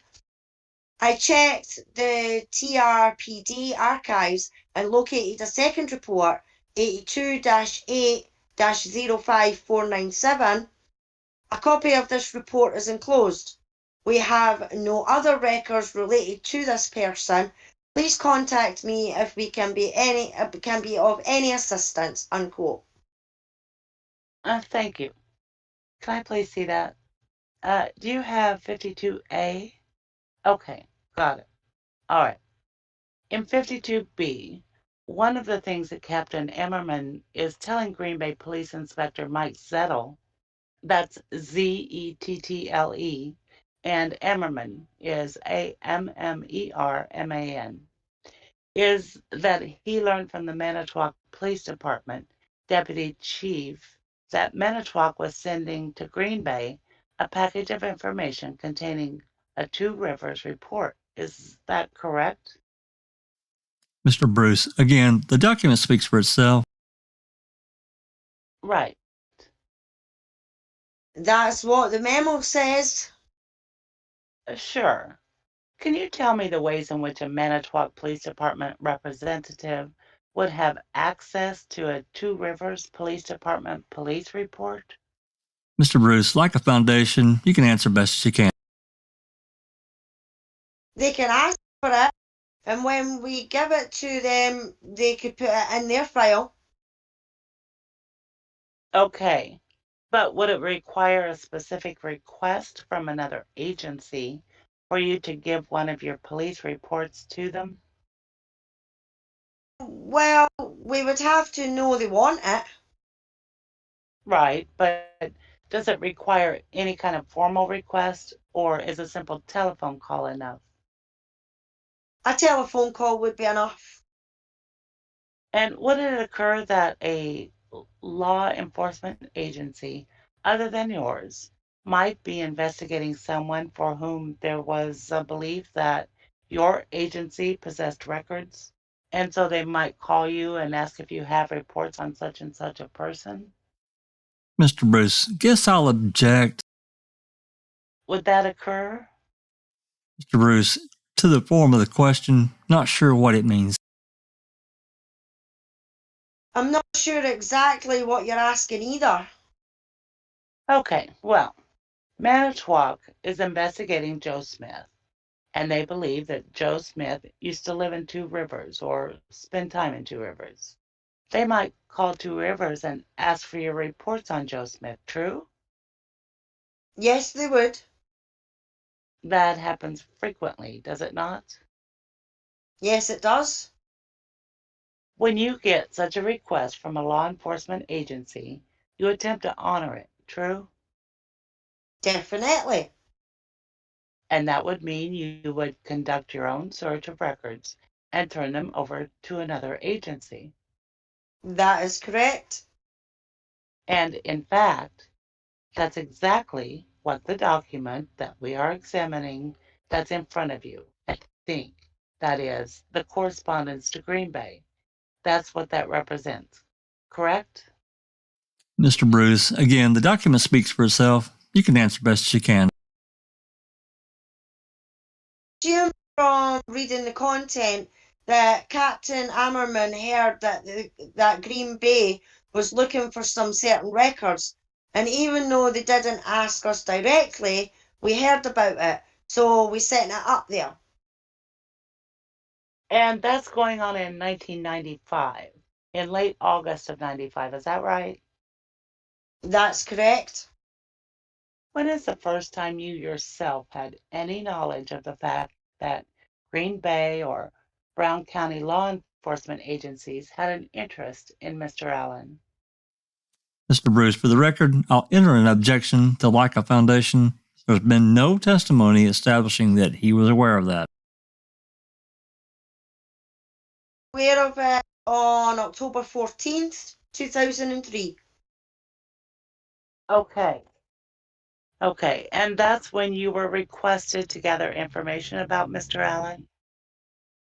That's when I received a telephone call from a journal reporter requesting this particular report.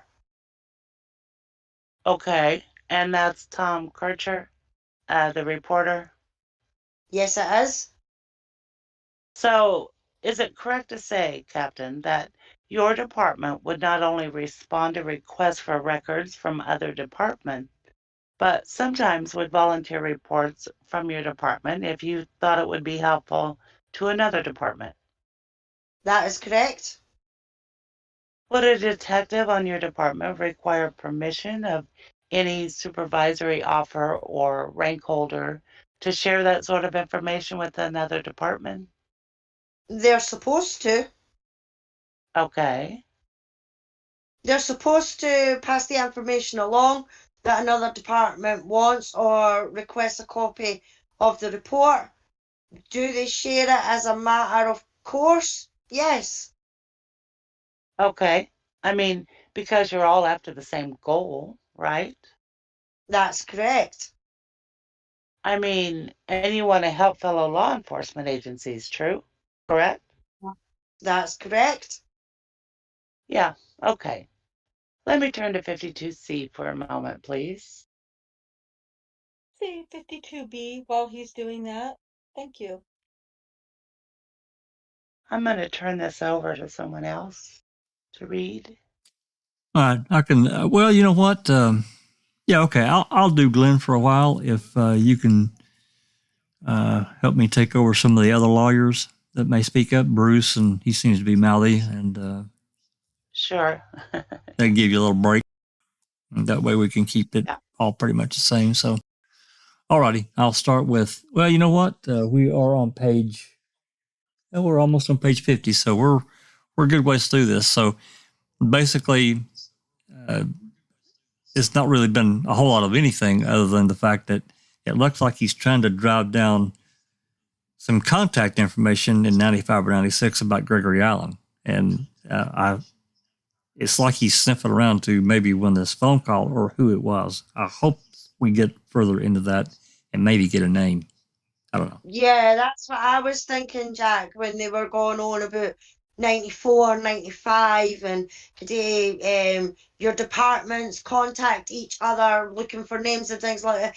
To me, this is about the phone call because that was phoned from Brown County to Manitowoc, so that's them basically getting across that, the departments do share.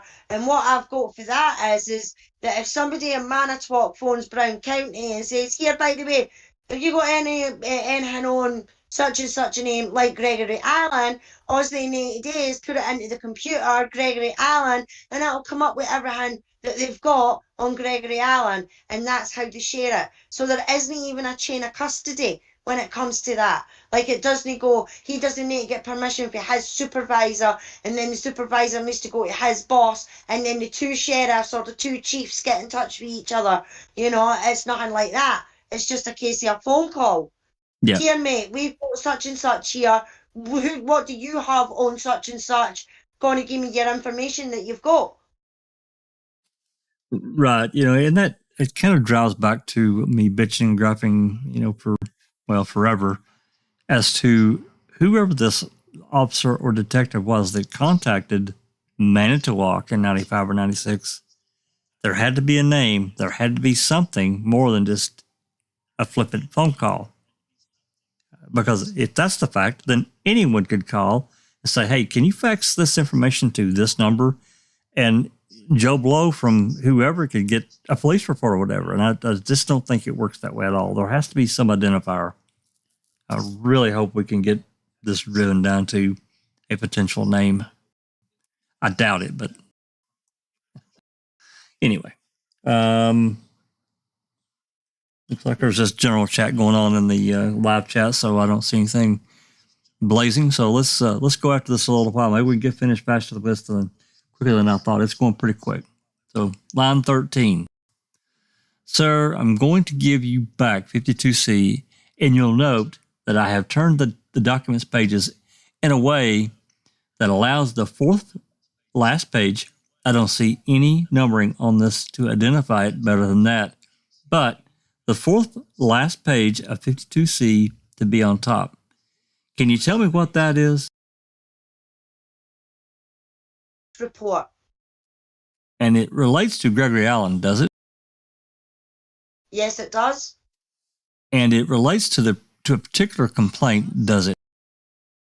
Yes, it does. And is the last name of that person Laurent? Laurent? That is correct. Okay. And that's case number 83-8-16375, correct? That's correct. At the bottom of that sheet, if my memory serves me, I don't have it in front of me right now. There is a reference to other files or other incident reports. Is that correct? That is correct. And just for the record, can you read what it says that would constitute the reference to other records?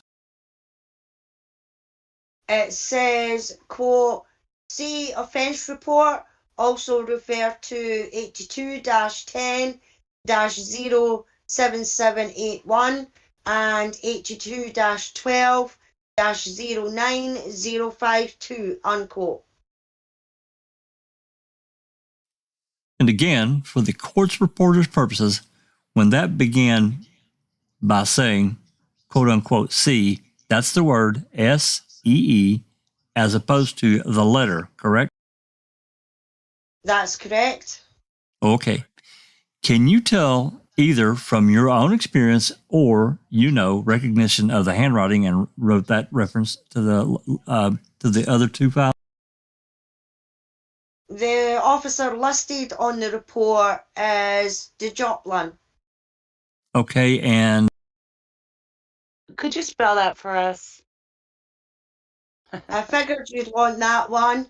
D-J-U-P-L-I-N. And is Officer Development the one who would reference the other two reports? It would appear that way. Oh, okay. I mean, and is that just because of your familiarity with handwriting? Yes. Okay. Do you know? Well, actually, you can look at the other exhibits here, but do you know what 00781 and 09052 relate to? 0952 relates to lewd and lascivious. Yes. Yeah, that's correct. Lascivious. Yeah. And that's again, Greg Allen. Captain, let me interrupt you for a second. Mr. Bruce, just refer to the exhibit number. Yeah. I mean, I'm operating on the assumption that since those came from file 52, they all relate in some way or other to Mr. Allen, correct? That does not necessarily mean that Gregory Allen was a suspect or was arrested in that case. Okay, then I'm sorry. Then I do have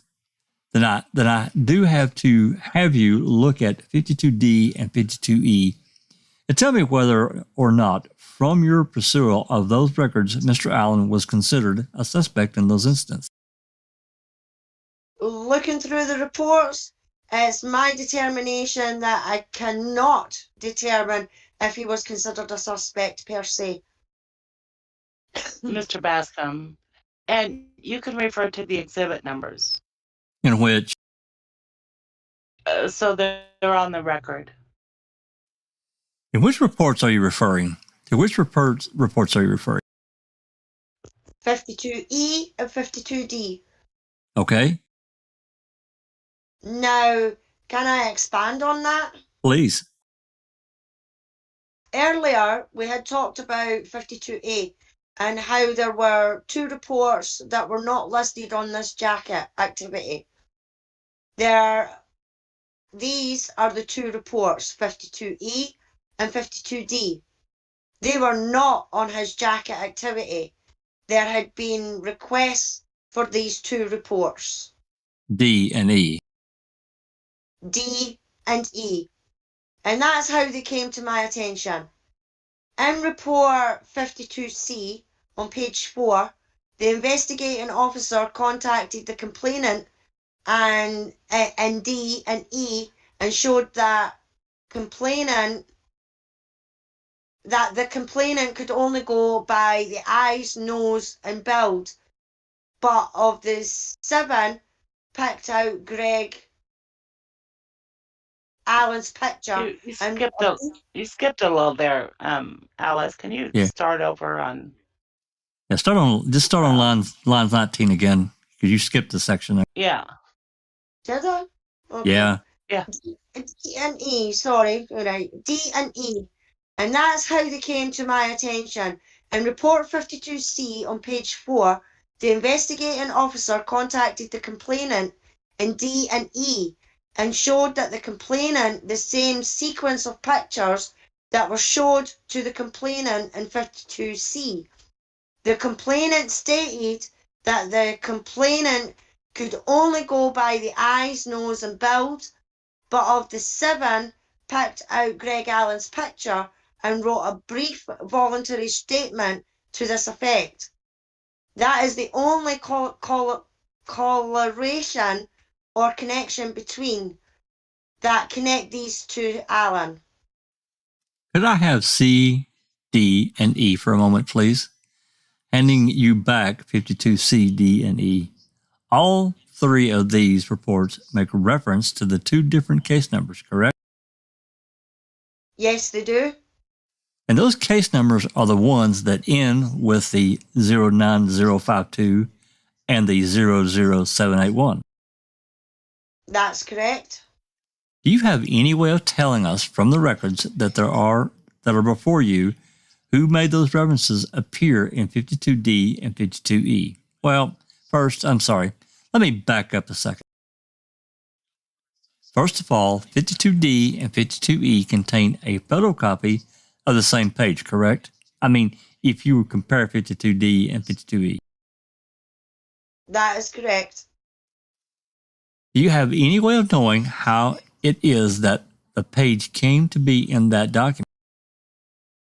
Absolutely no. What's your best guess? And I know that you're necessarily guessing, but you are someone with 30 years of experience in your department. My best guess is that Officer John DeJoplin asked that they be attached to the report. And I take it necessarily that means on the officer has the power to do that if he or she wants to and thinks it would be assistance to other officers. That is correct. And they, meaning the requesting officer, can get access to the incident reports that they think may be related. That is correct. And then they can communicate that to their fellow officers in just this form. True? That is correct. Why do officers cross-reference other incident reports? For sharing information? And if it's appearing in another incident report, is that a reflection on some of the officers' belief that it's, for example, the same person possibly involved as one example? That would be one example. Mr. Bruce, object to the extent it calls for speculation. Okay. It could be also because it's the same type of offense or committed in the same fashion. That could also be another reason. Okay. And without going through these files and being really in the head of the person who created the notes, you'd have to necessarily be speculating as to which of those reasons were involved in the decision to cross the reference here. That would be correct. And how do you pronounce it? Let's say Jooleen, Joooleen.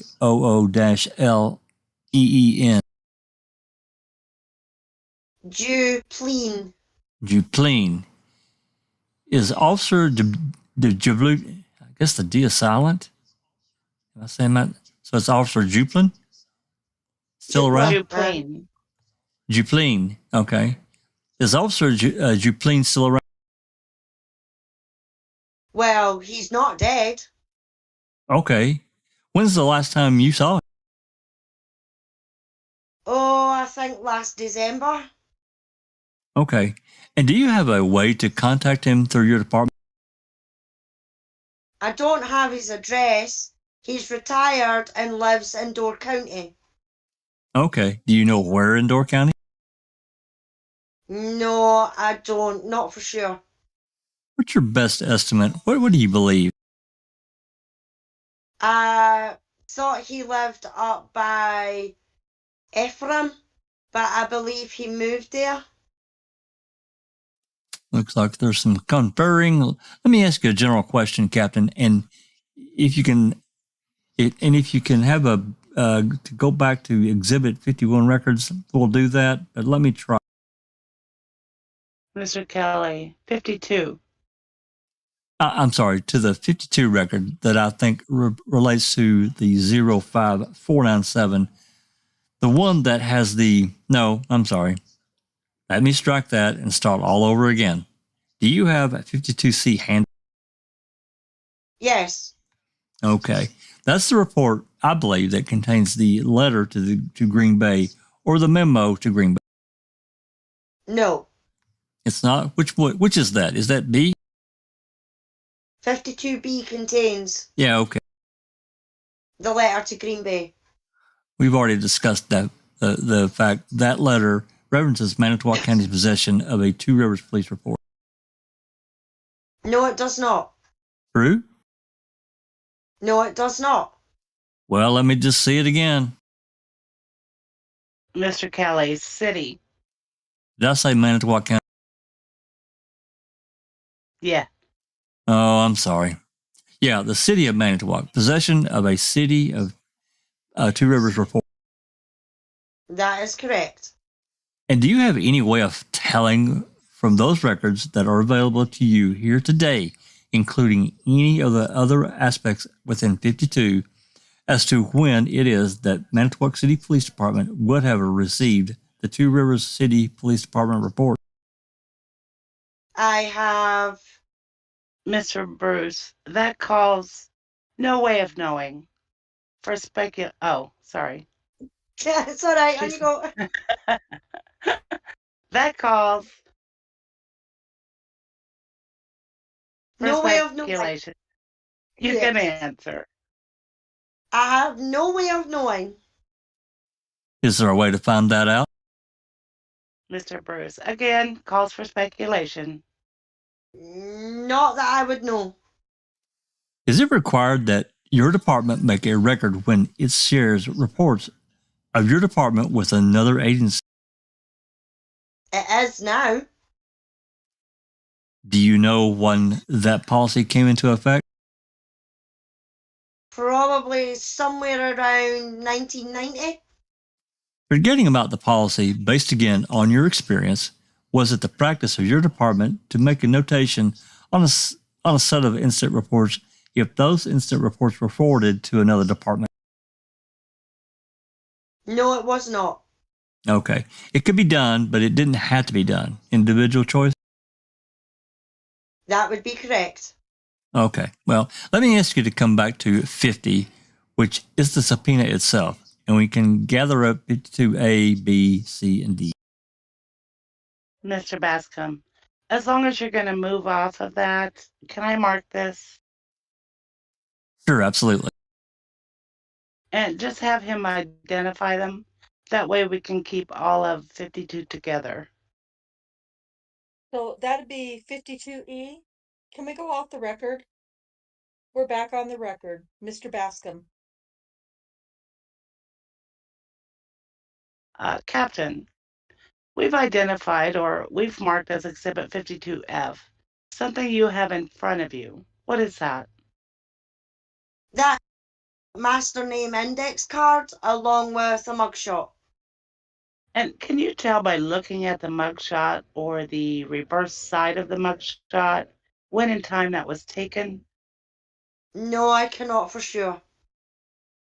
Okay. Now, it references an incident number, correct? That's correct. And based on the files we have in front of us, can you tell me which incident, which exhibit that relates to? It relates to Exhibit 52C. And what's the date of the complaint in that case? August 2nd, 1983. And that was the lewd and lascivious? That is indecent exposure. Okay, but okay, that's fine. And so based on the standard operating procedure of the police department, would you believe that that booking photo was taken sometime in the general time frame of that complaint? I would have to believe it would. Okay, that's all I have. Now, while we're on that, I go ahead. would like to change my answer on that one. Okay. No, I cannot say that. Okay, why? Because this is a Manitowoc Police Department picture. Oh, it is? Okay. So I have no way of knowing when this picture was taken. Is there anything in the files that would indicate to you how the Two Rivers Police Department came in possession of a Manitowoc Police Department booking photo, assuming that that is a Manitowoc Police Department booking photo? Yes, there is. Okay, tell me. On August 4th, 1988. Excuse me. 1988. Excuse me. What are you reading from, please? I'm reading from Exhibit 52C. Thank you. On August 4th, 1983, Officer John Duplin called Detective Ospedale. Could you spell it, please? I'm not sure of the correct spelling. This is a handwritten document, but it appears to be OSPEDALE in Manitowoc Police Department, and asked for a picture of Alan Gregory A. They have pictures of him if we can pick them up. He picked up the picture the same day. It would appear like there is nothing that says when that picture was taken, other than what we received, other than we received it from Manitowoc Police Department. Could I see it for a minute? There's a clip that should hold it together. Okay, back to examination. Mr. Glenn, do you know how you want to the clip on here? I mean, I don't know if it's okay. Do you want it clipped in any special fashion? It doesn't really matter. Because it's a Polaroid.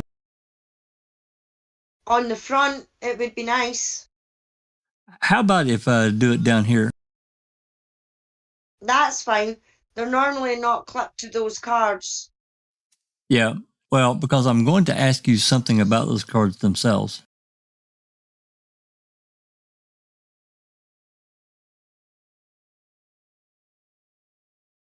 Reporter, we're on the record. Okay. 52F is coming back to you, and you indicated that the first card is something called a master name index card. Do I have that right? That is correct. And that lists a number of references to Gregory Allen arrest, correct? Or at least strike that, to Gregory Allen incidents. That's correct. And the second card is a different sort of card, correct? That is correct. And what is that, please? All arrests were documented in the manner with the second buff-coloured card.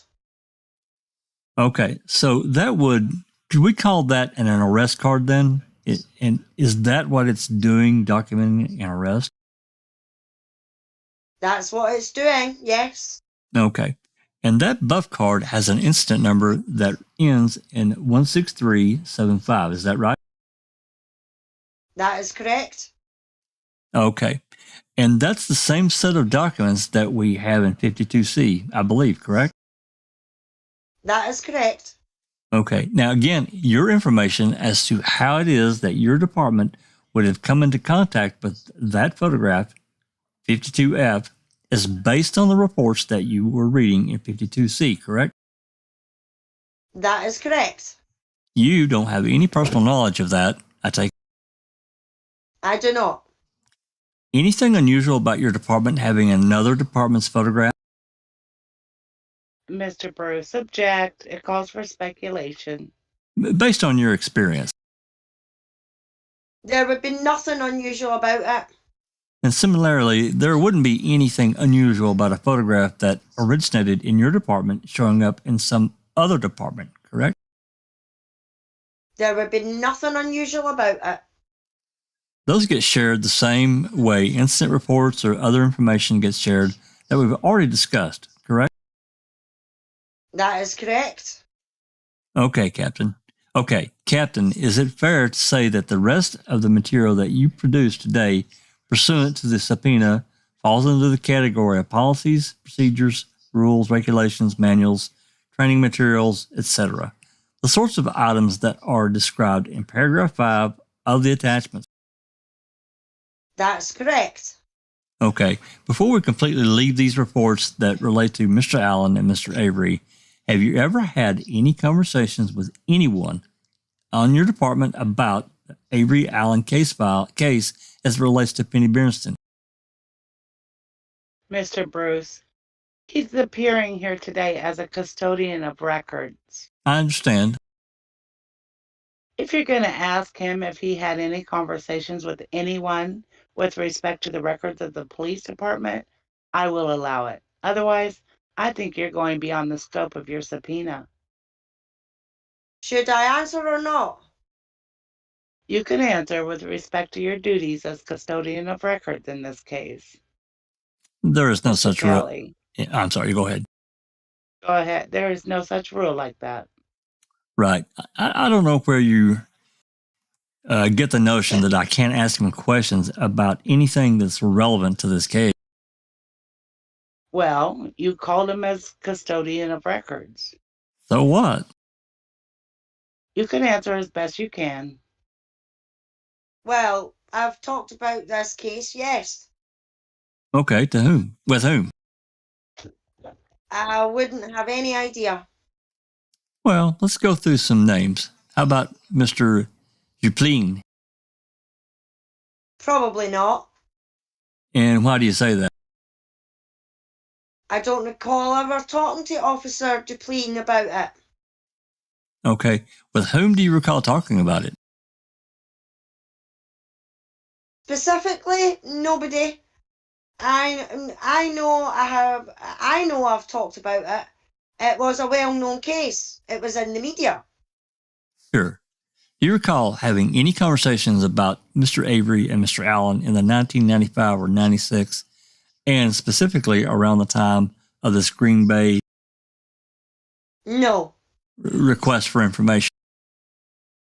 I do not recall discussing this with anything to do with the Green Bay per se. Okay. I've discussed it with news reporters when they've asked for copies of records and things like that. Sure. How about back in 1985? Do you recall having any conversations with anyone in the Manitowoc Police Department or Manitowoc County Sheriff's Department, either one, about the Avery case involving Penny Bernstein? No, I do not recall having any conversations such as that. How about any conversations with people from your own department about that case at that time? I don't recall any, no. Let me just shift into the documents that are also here. Are you aware of there being any training manuals here today that relate to the time period of 1985? There's probably some in there. Can you identify them?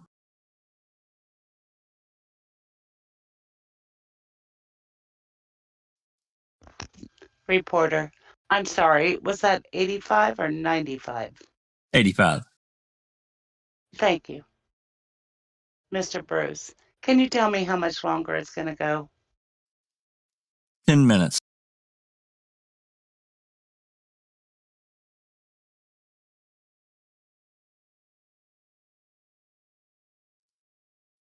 Alice, line 2. Alice?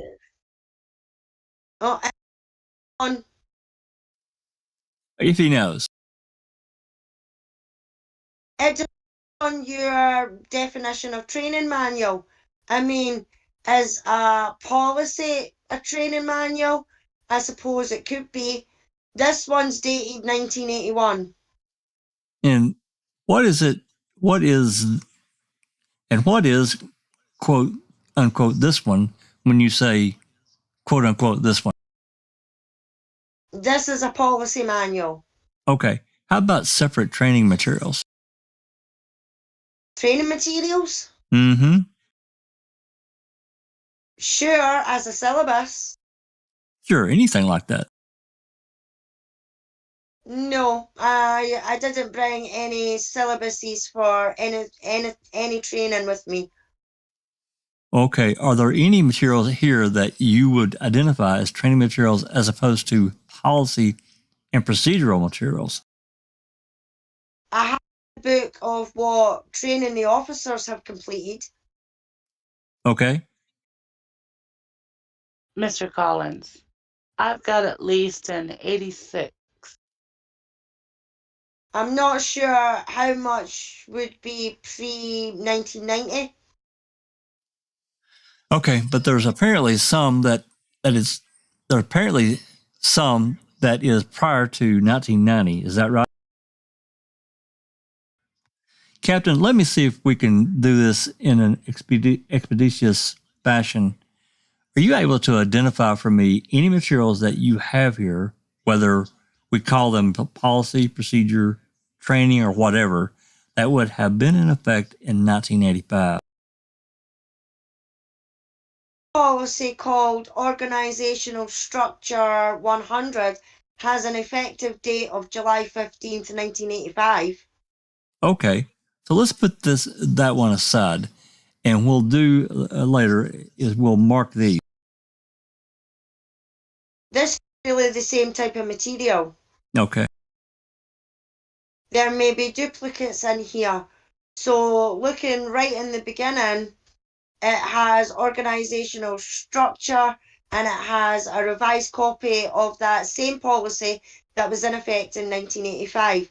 And this has an effective date of March 14th, 1986. Any others? This book probably has 50 policies in it, all with different dates. Okay, we can go through that later. The question is there any other materials here that has a 1985 applicability? This is all much newer than that. Okay. Again, this is what I refer to as the list of training courses completed by officers. It goes from present, and in looking through it, I did see one that said a training course was completed in 1983. And what was the training course on? Do you remember? Identification, something or other. I don't recall the rest of it. There are older stuff from the 80s in here, training courses that were completed by officers in the 80s and the early 1980s. To give you titles at this point, I'd have to look through it. Okay, well, then let's mark the policy manual that's still on the table as 53. And let's also mark the training courses and the earlier policy manual. That's, yeah. Reporter, that's 55. Anything else that's in your materials produced today that would have had applicability in 1985? These are probably included in the blue binder, which is exhibit number 55, but I believe those are the originals. Okay. These are copies. Are you able to tell us for sure? Because if you are, then I won't bother marking these because they're contained in that. I can look quickly. What's the number of the... Yeah, the only one that I would ask you to look at is this top one, or look for, And the one you were referring to is called Investigations 601, and a copy is in Exhibit 55. Okay. So you have now gone through all the materials that you brought here today in an effort to determine whether there's anything else that relates to 1985. Okay, can you state for the record what Exhibit 56 is, please? 56 is a book entitled Practical Criminal Investigation, Second Revised Edition. Okay, and what is 57? 57 is a book interviewing its principles and methods. It's a second edition. Okay, I have nothing else. Okay, let's go off the record. We're back on the record. Ms. Kaiser. By Ms. Kaiser. Captain, is there a master name index card and or a mugshot similar to the one you produced here for Greg Allen with regard to Stephen Avery? Yes. Is that produced with the documents here today somewhere? Yes, it was. Was that marked as an exhibit? I don't believe so. Would you be able to find it quickly so that we could mark it? Mr. Bascom, this would be Mr. Bruce, Exhibit 58? It would be 51D. I don't remember. Mr. Kelly. Mr. Glenn, yes, 51D. Provided as a copy of the master's name index card as the original has juvenile information on it. Did you get that, Jeff? I'm having trouble getting everybody speaking at once. I mean, not at once, but right. All these side comments. Let's just proceed. By Ms. Kaiser. What you've produced as Exhibit 51D is a copy of the master name index card regarding Stephen Avery with juvenile information redacted. True? That is correct. Bascom, what was the number again? 51D. Okay.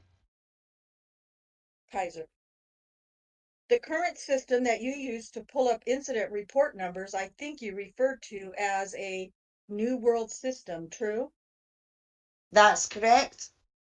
When did your agency go to that system? Which time?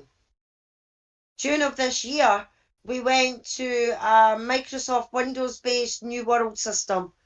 Back sometime around 1995, we went to an AS400 version of the New World system. In July of 1985, what would have been the system? Correction, excuse me, that is incorrect. About 1990, we went to the AS400 version of the New World. In 1985, we were on a Wang computer system. What would have been available to you easily and quickly to do a search? What could you have gotten off the Wang system? Incident number and a classification number. Then you would have had to go to do a physical search for records. Then we'd have to go and pull the records. How much time did you spend pulling the information for today's deposition? Mr. Bruce, all of the information? Yes. 7 hours? Did anyone help you? No, they did not. That's all I've got. Anything else? No. Okay, there being no further questions, this deposition is concluded at 12:13 p.m. Off the record. Yoo-hoo. Wow. Interesting. A little dry, I'm not gonna lie. Well, yeah, Yeah. I really had hoped he would dive deeper into the Green Bay shit, but he didn't. He seemed more interested in the records keeping end of it. That's what I got. How loose, how tight it was, who did what. It was a little drier than I really expected and wanted, but I know I've read this before, but it's been so long since I read this one. Hell, I didn't remember. So anyway, we're done with it. It's over. Really not anything. Not your fault. I'm not like. Well, no, I mean, right. I mean, it's just another deposition. Some of them there's just not much there, Yeah. And these two, there really wasn't a whole lot of information we could gather from it, other than I do find it a little interesting that the swapping of booking photos that get entered into an incident report. I don't know. I get, to me, there should be a way to track that tighter as to making sure that if a photo came, let's just say a photo came from Manitowoc County Sheriff's Department, ended up in the Two Rivers file, that would be plainly marked and the date, and even the date of the booking photo. I think it should be tracked tighter, but whatever. Anyway. Katie did it says they can't all be bombs. That's true. Well, that's true. Yeah. Right. Yeah, that's true. I think the last ones that we did were so crazy informational that I was thinking, I really thought Hartman was going to have, I thought he was going to be more, not likable, but more, I don't know, he was kind of just snarky and bitchy, it seemed like, which is fine. A little, He doesn't want to be there. I get that. Yeah. But I kind of did. I'm like you, Jack. I thought they were going to go a little bit deeper into, and so that's what I kept waiting for. And I just thought, when we get near the end, then the bomb's going to drop. Literally, is what I was thinking. Well, he was driving that direction, and then boom, he just suddenly veers off and continues down. Tracking how this got there and who did what. And I'm like, hell, he's really basically already answered that. Dive in to find out more, but he didn't do it. And another thing that I don't know if you guys noticed, but there were several instances where it was notated that it said something about lawyers conferring or something of that nature. It just seemed like it wasn't really well planned and a little sloppy on Glenn and Kelly's part, considering how tight they generally were when they were doing a deposition. They just seemed like they didn't have it quite all together. I don't know. But anyway, for next time, I think this one will reveal some interesting information. This is Perry Kingsbury.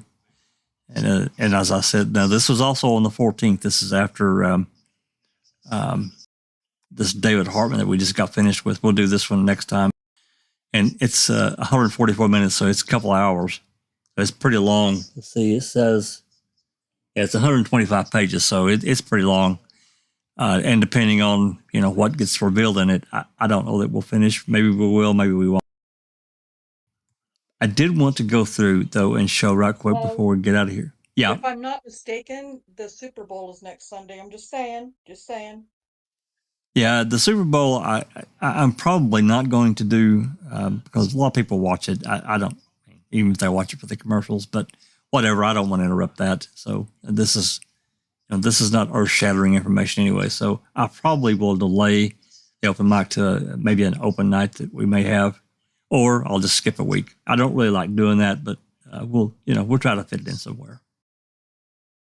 Case 10 is asking, who is Perry? I'm going to get to that. He is the current, at this time in 2005, he is the current Manitowoc City Police Chief. But I wanted to show just some of the contents of the exhibits that they're going to be talking about. And it's pretty lengthy. I just, kind of glanced through this and Avery printout, 2003 incident report of Thomas Biernston, unredacted copy of Exhibit 59, master file look, a complete record for Avery, records request for Allen, and so on and so forth. Journal Sentinel, records request, that's interesting. Record request from I don't know who, Carson Crivello, have no idea who that is. Request from Court TV, WBAY, the Tom Bergner file. This one, it piqued my interest, again, without going through and reading it. And certainly we don't have the exhibits. I can't tell you how badly I want these exhibits. Anyway, it's quite lengthy. And here, they've got a file here sharing information. Anyway, he states his blah, blah, blah. And what is your current occupation? I'm police chief with the city of Manitowoc. And he says, how long have you been the police chief? So he's been there since 2002. So this is 2005. So he's been there for 3 years. So should be, I think it's going to be an interesting read. And prior to that, was he a cop? Just scroll one little bit. He's been there for 18 years. So yeah. I mean, he started the department in 87. He's a police cadet, police aide. November of that same year, I was made a patrol officer, and I'm trying to think, 1994, I believe I was, April or May, I was promoted to sergeant. And then he was shift supervisor, then moving later to the training sergeant position. 1999, I was placed back into the patrol division as a supervisor. I was promoted So later. He started 2 years. Yep. 2 years after 85, yeah. Yep, the Biernston incident. That's right. Case. Yep. Mm-hmm.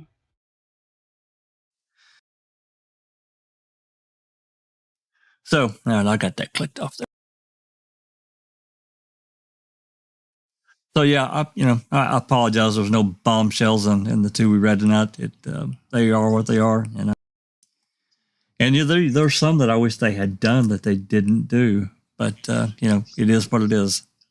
So There's no need to apologize. It was observation. I'm not like crying about it. No, it's irritating. Well, it's irritating to me, too. because so many of these have some really interesting nuggets of information that make a connection to what we're looking for. And in this, these two, they were just more like paperwork, That's what these people did. They didn't really have any real knowledge of anything. Yeah. Yoga is asking, is there any proof of that, any proof that call was made to Colburn from Brown County Sheriff's Department, except for the report that Colburn made 8 years later? No. Not that we came across. No. Nope. That's why I've asked so many times who this officer was and how did he identify himself specifically, and how did, even, let's just say Andy took the call. He didn't know who this guy was, didn't write a check. He's like, okay, I'm going to transfer this call. He gets transferred to the Detective Bureau of Manitowoc County Sheriff's Department. How did they know if, whatever conversation took place? Something had to identify something. Didn't Couché say he remembered at the time that it happened? Well, or am I misremembering? No, no, you're not misremembering. There was that intimation or that kind of that suggestion. I don't know that he's out and out said it in those terms, but yeah. And again, remember the 3 interviews he did with the other detectives. I'm not saying that they said that they knew about the call. That's not what I'm saying. But there was talk all around that call. What's that, Alan? Yeah, Case 10 is asking, why call the jail?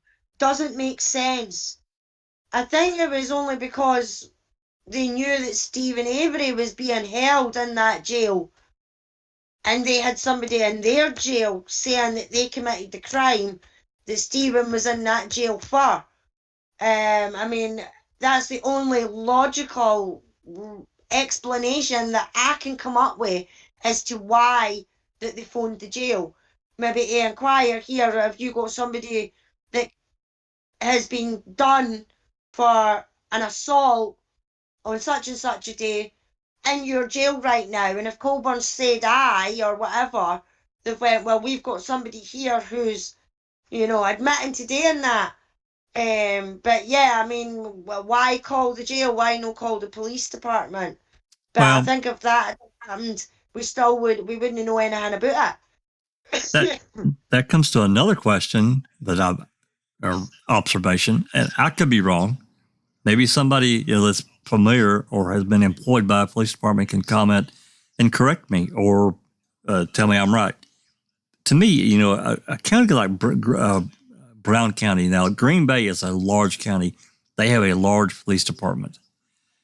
But any of these police departments, I'm just thinking in my mind that there would be some kind of state directory that would list every county. And within that county, it would have subdirectories of the different divisions: jail, detective, garage, these different numbers to be able to reach somebody in a different department. So I have to agree. Why would this detective or officer call the jail instead of calling the detective bureau? He had to have gotten a number from some damn where. How did it end up being calling the fucking jail? I'm sorry. Yeah, but it could be just a simple explanation is he knew Colburn worked in that jail, because, I mean, just because Colburn says he doesn't remember who it was that called him, doesn't mean to say that that's true. And he could just be trying to keep the person's name out of it by saying, oh, I can't remember. Yeah, I don't recall. Yeah, exactly, Jack. But it could be a buddy for all we know. That he knew that Colburn was working in this jail. So he's like, I know when he's working, because you've got to remember they would have went to, police galas, events, fundraisers, everything like that, and they've all probably mingled with the different counties. You know what it's like when they have the big conferences and everything like that. You got all the different police coming from different departments and different states and things like that all coming together. And it could be, as a simple explanation is that they knew somebody in the jail, so they phoned the person that they knew in the jail. But we honestly don't know. And what bugs me is this has been going for years now. Why is this person no came forward or came to Kathleen and being like, look, I was the one that phoned the jail? Well, do an affidavit. Yeah, but a good explanation for that is maybe that person isn't alive That's today. true. That's true. To be able to come forward and, go to Kathleen. But, I mean, hopefully they're not. And why? Why have they not came forward? Because that would solve a big part of this case as to when that call was made, and everything like that. You know what I mean? It would be like, yeah, I made that call at such and such a time. That would clear up some of it. So that call definitely happened. So why did that report no get report when it should have got written? And Coburn done it 8 years later. But we all know that's because they tried to cover their own asses. Yeah. I have a lot of questions about that call. It's even suggestion that we had a conversation with Christina. She's even suggested that it was a red herring, that the call never happened because it's all on paper. Like so many other things that we have that are all on paper, with nothing to back it up. In this instance,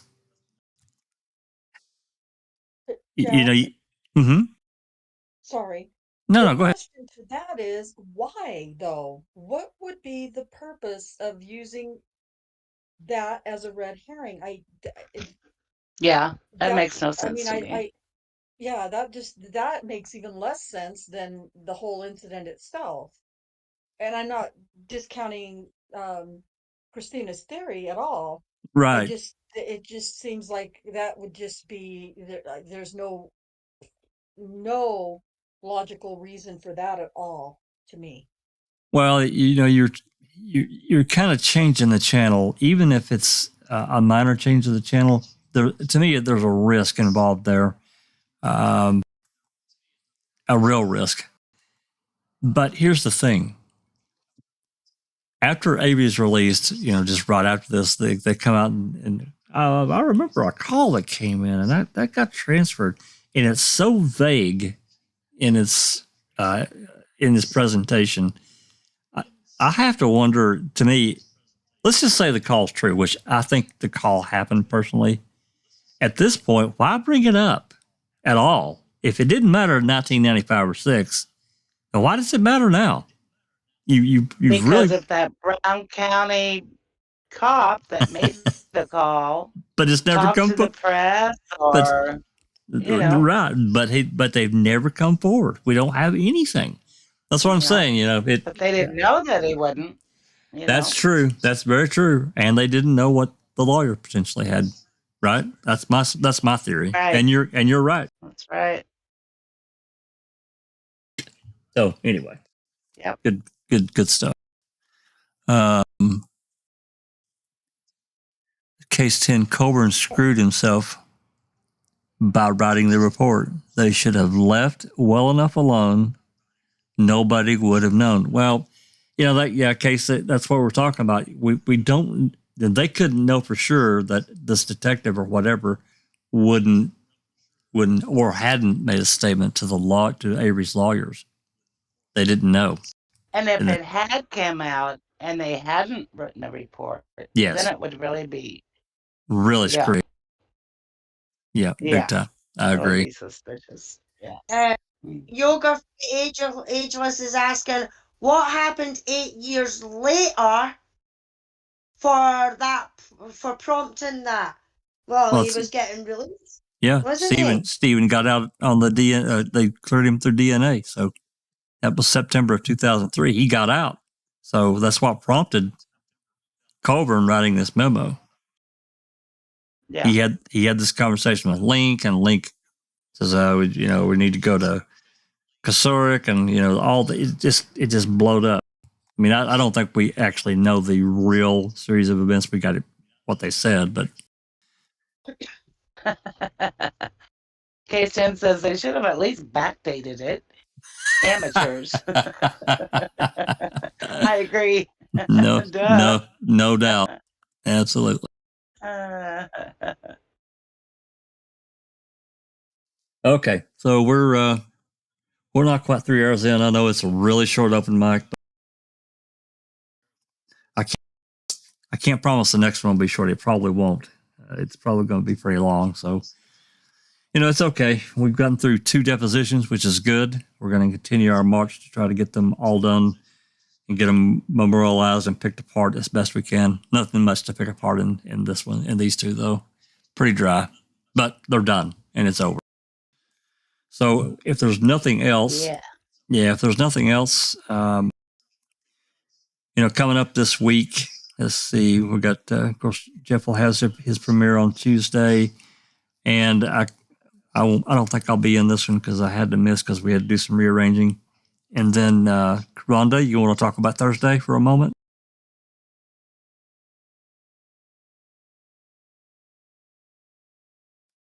Rhonda. She's got her earphones muted. Oh, no. Oh, she must have had to duck out. Well, I don't remember specifically about what's coming, what she's doing on Thursday. It's probably another one of the, no, I'm not going to say for sure. I don't remember. She talked about it a little bit, but I don't remember exactly. Probably another accuser. Well, maybe, but she had talked about a couple of different things the other night, so I don't want to say for sure what she has planned.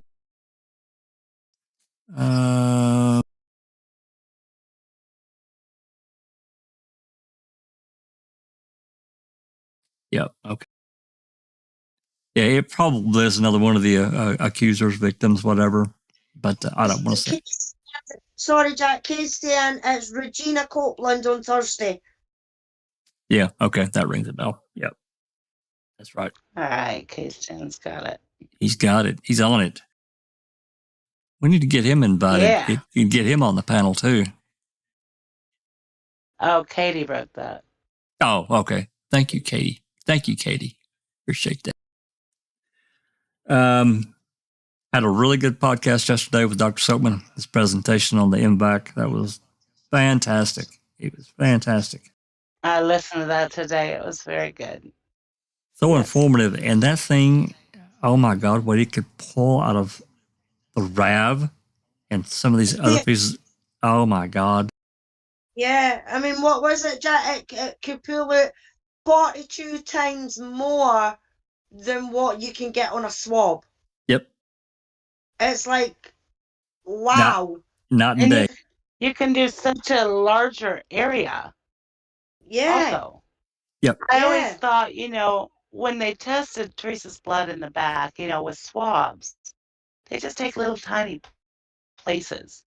But if there was, in fact, some other DNA there, they could have easily missed it. Easily. But with that MVAC, you can go over that whole area,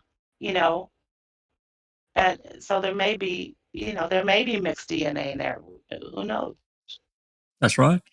And, even A23, she said she only got a partial profile. Oh, God, yeah. So back the hell out of that thing. See if you can get a full, well, I mean, today's technology, I would bet they would get a full profile because, here we are 17 years later. So I can only imagine. So it was just the other half of that swab. They could just do a test with the advances in the technology. Absolutely. They could maybe get a full profile there. That spare tire cover. If we can't get a hold of the RAV, Yeah, that's why I think that's why the state in the West Memphis 3 cases is denying them, because they want to use the MVAC on the laces that the kids were tied with. Good. Because there could be still DNA in the knots that the kids were tied up with. That's right. But they are denying it left, right, and centre. They are denying it. And it's like, well, if your case is so secure, why are you denying it? Let Yep. them do it, and then it'll prove that Damien and that actually did it, or they didn't. Now, I believe 1,000% that they didn't. And them having to take a plea deal to save Damon's life, the other two boys need a pat in the back. You know what I mean? Absolutely. For sure, yeah. But Oh, they yeah. all need exonerated.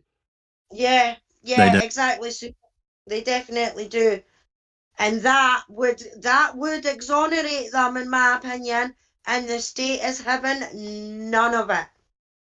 Of course not. Of course Such not. bullshit. They don't want any part of that shit. That went to somebody else. Should be illegal to withhold that. I mean, I just don't get it. Yeah. They've got so much control over evidence. It's too. It's just not right. The pendulum has swung too far the other way towards the state. It needs to swing back a little bit. And I'm not saying free all the felons. That's not it at all. But if you got evidence that's not tested, I know, and you have an ability to test it one way and find out one way or the other, do it. Yeah. There's no reason not to. Yep. There is no reason not to test it. But the same thing happens in the truth. Exactly, Susan. Yeah. But the exact same thing happens here. It's the prosecution that rules over and decides who and when or if any evidence can be tested. You know, and as we says, if my country and your country feel so secure in their convictions, then why no use these? Because they know that DNA is moving forward every 5, 10, 15 years. You know what I mean? So if you're so proud and so sure that you've got your conviction and you've got your right man or woman, then do the testing. Prove everybody right. You know what I mean? That you've got your man or your woman. But they just won't, because they know how advanced this stuff can be now, and the amount of people that could get let out, which means money coming out of their pocket because they're not having to pay for that prisoner anymore. Yep. It's all a money game. It's billion-dollar business.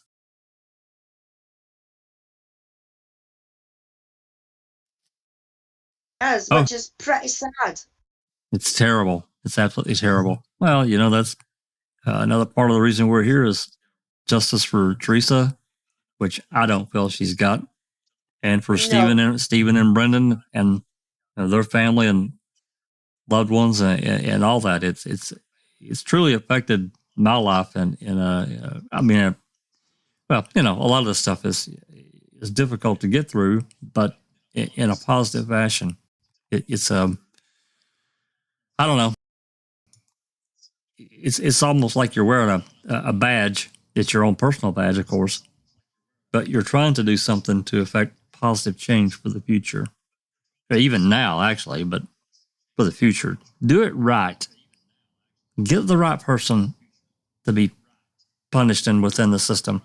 Don't just pick someone or allow that to happen. It has to. It's like we've said so many times that our criminal justice system is really fantastic if you have the right people involved that follow the spirit of the law. And that's not what we've got. In so many areas in our system, you have people that are biased and they want their win. They want their conviction. They don't give a shit about the truth. Yeah. I completely agree with you, Jack, but it's the exact same here. They don't want the truth. They don't want to know the truth. I mean, in Luke's case, the cops have started destroying evidence, and nobody wants to know about it. And it was the Lord Advocate who made this decision is the wife of the prosecutor who convicted Luke in the first place. So just like Manitowoc and that shouldn't have been anywhere near Stephen's property or that, she shouldn't have been able to make a decision on Luke's case. That's conflict of interest and it's bias, because she says there is no basis for a review of Luke's case. Is she What, is she somehow legally involved, or she's just the wife of this guy?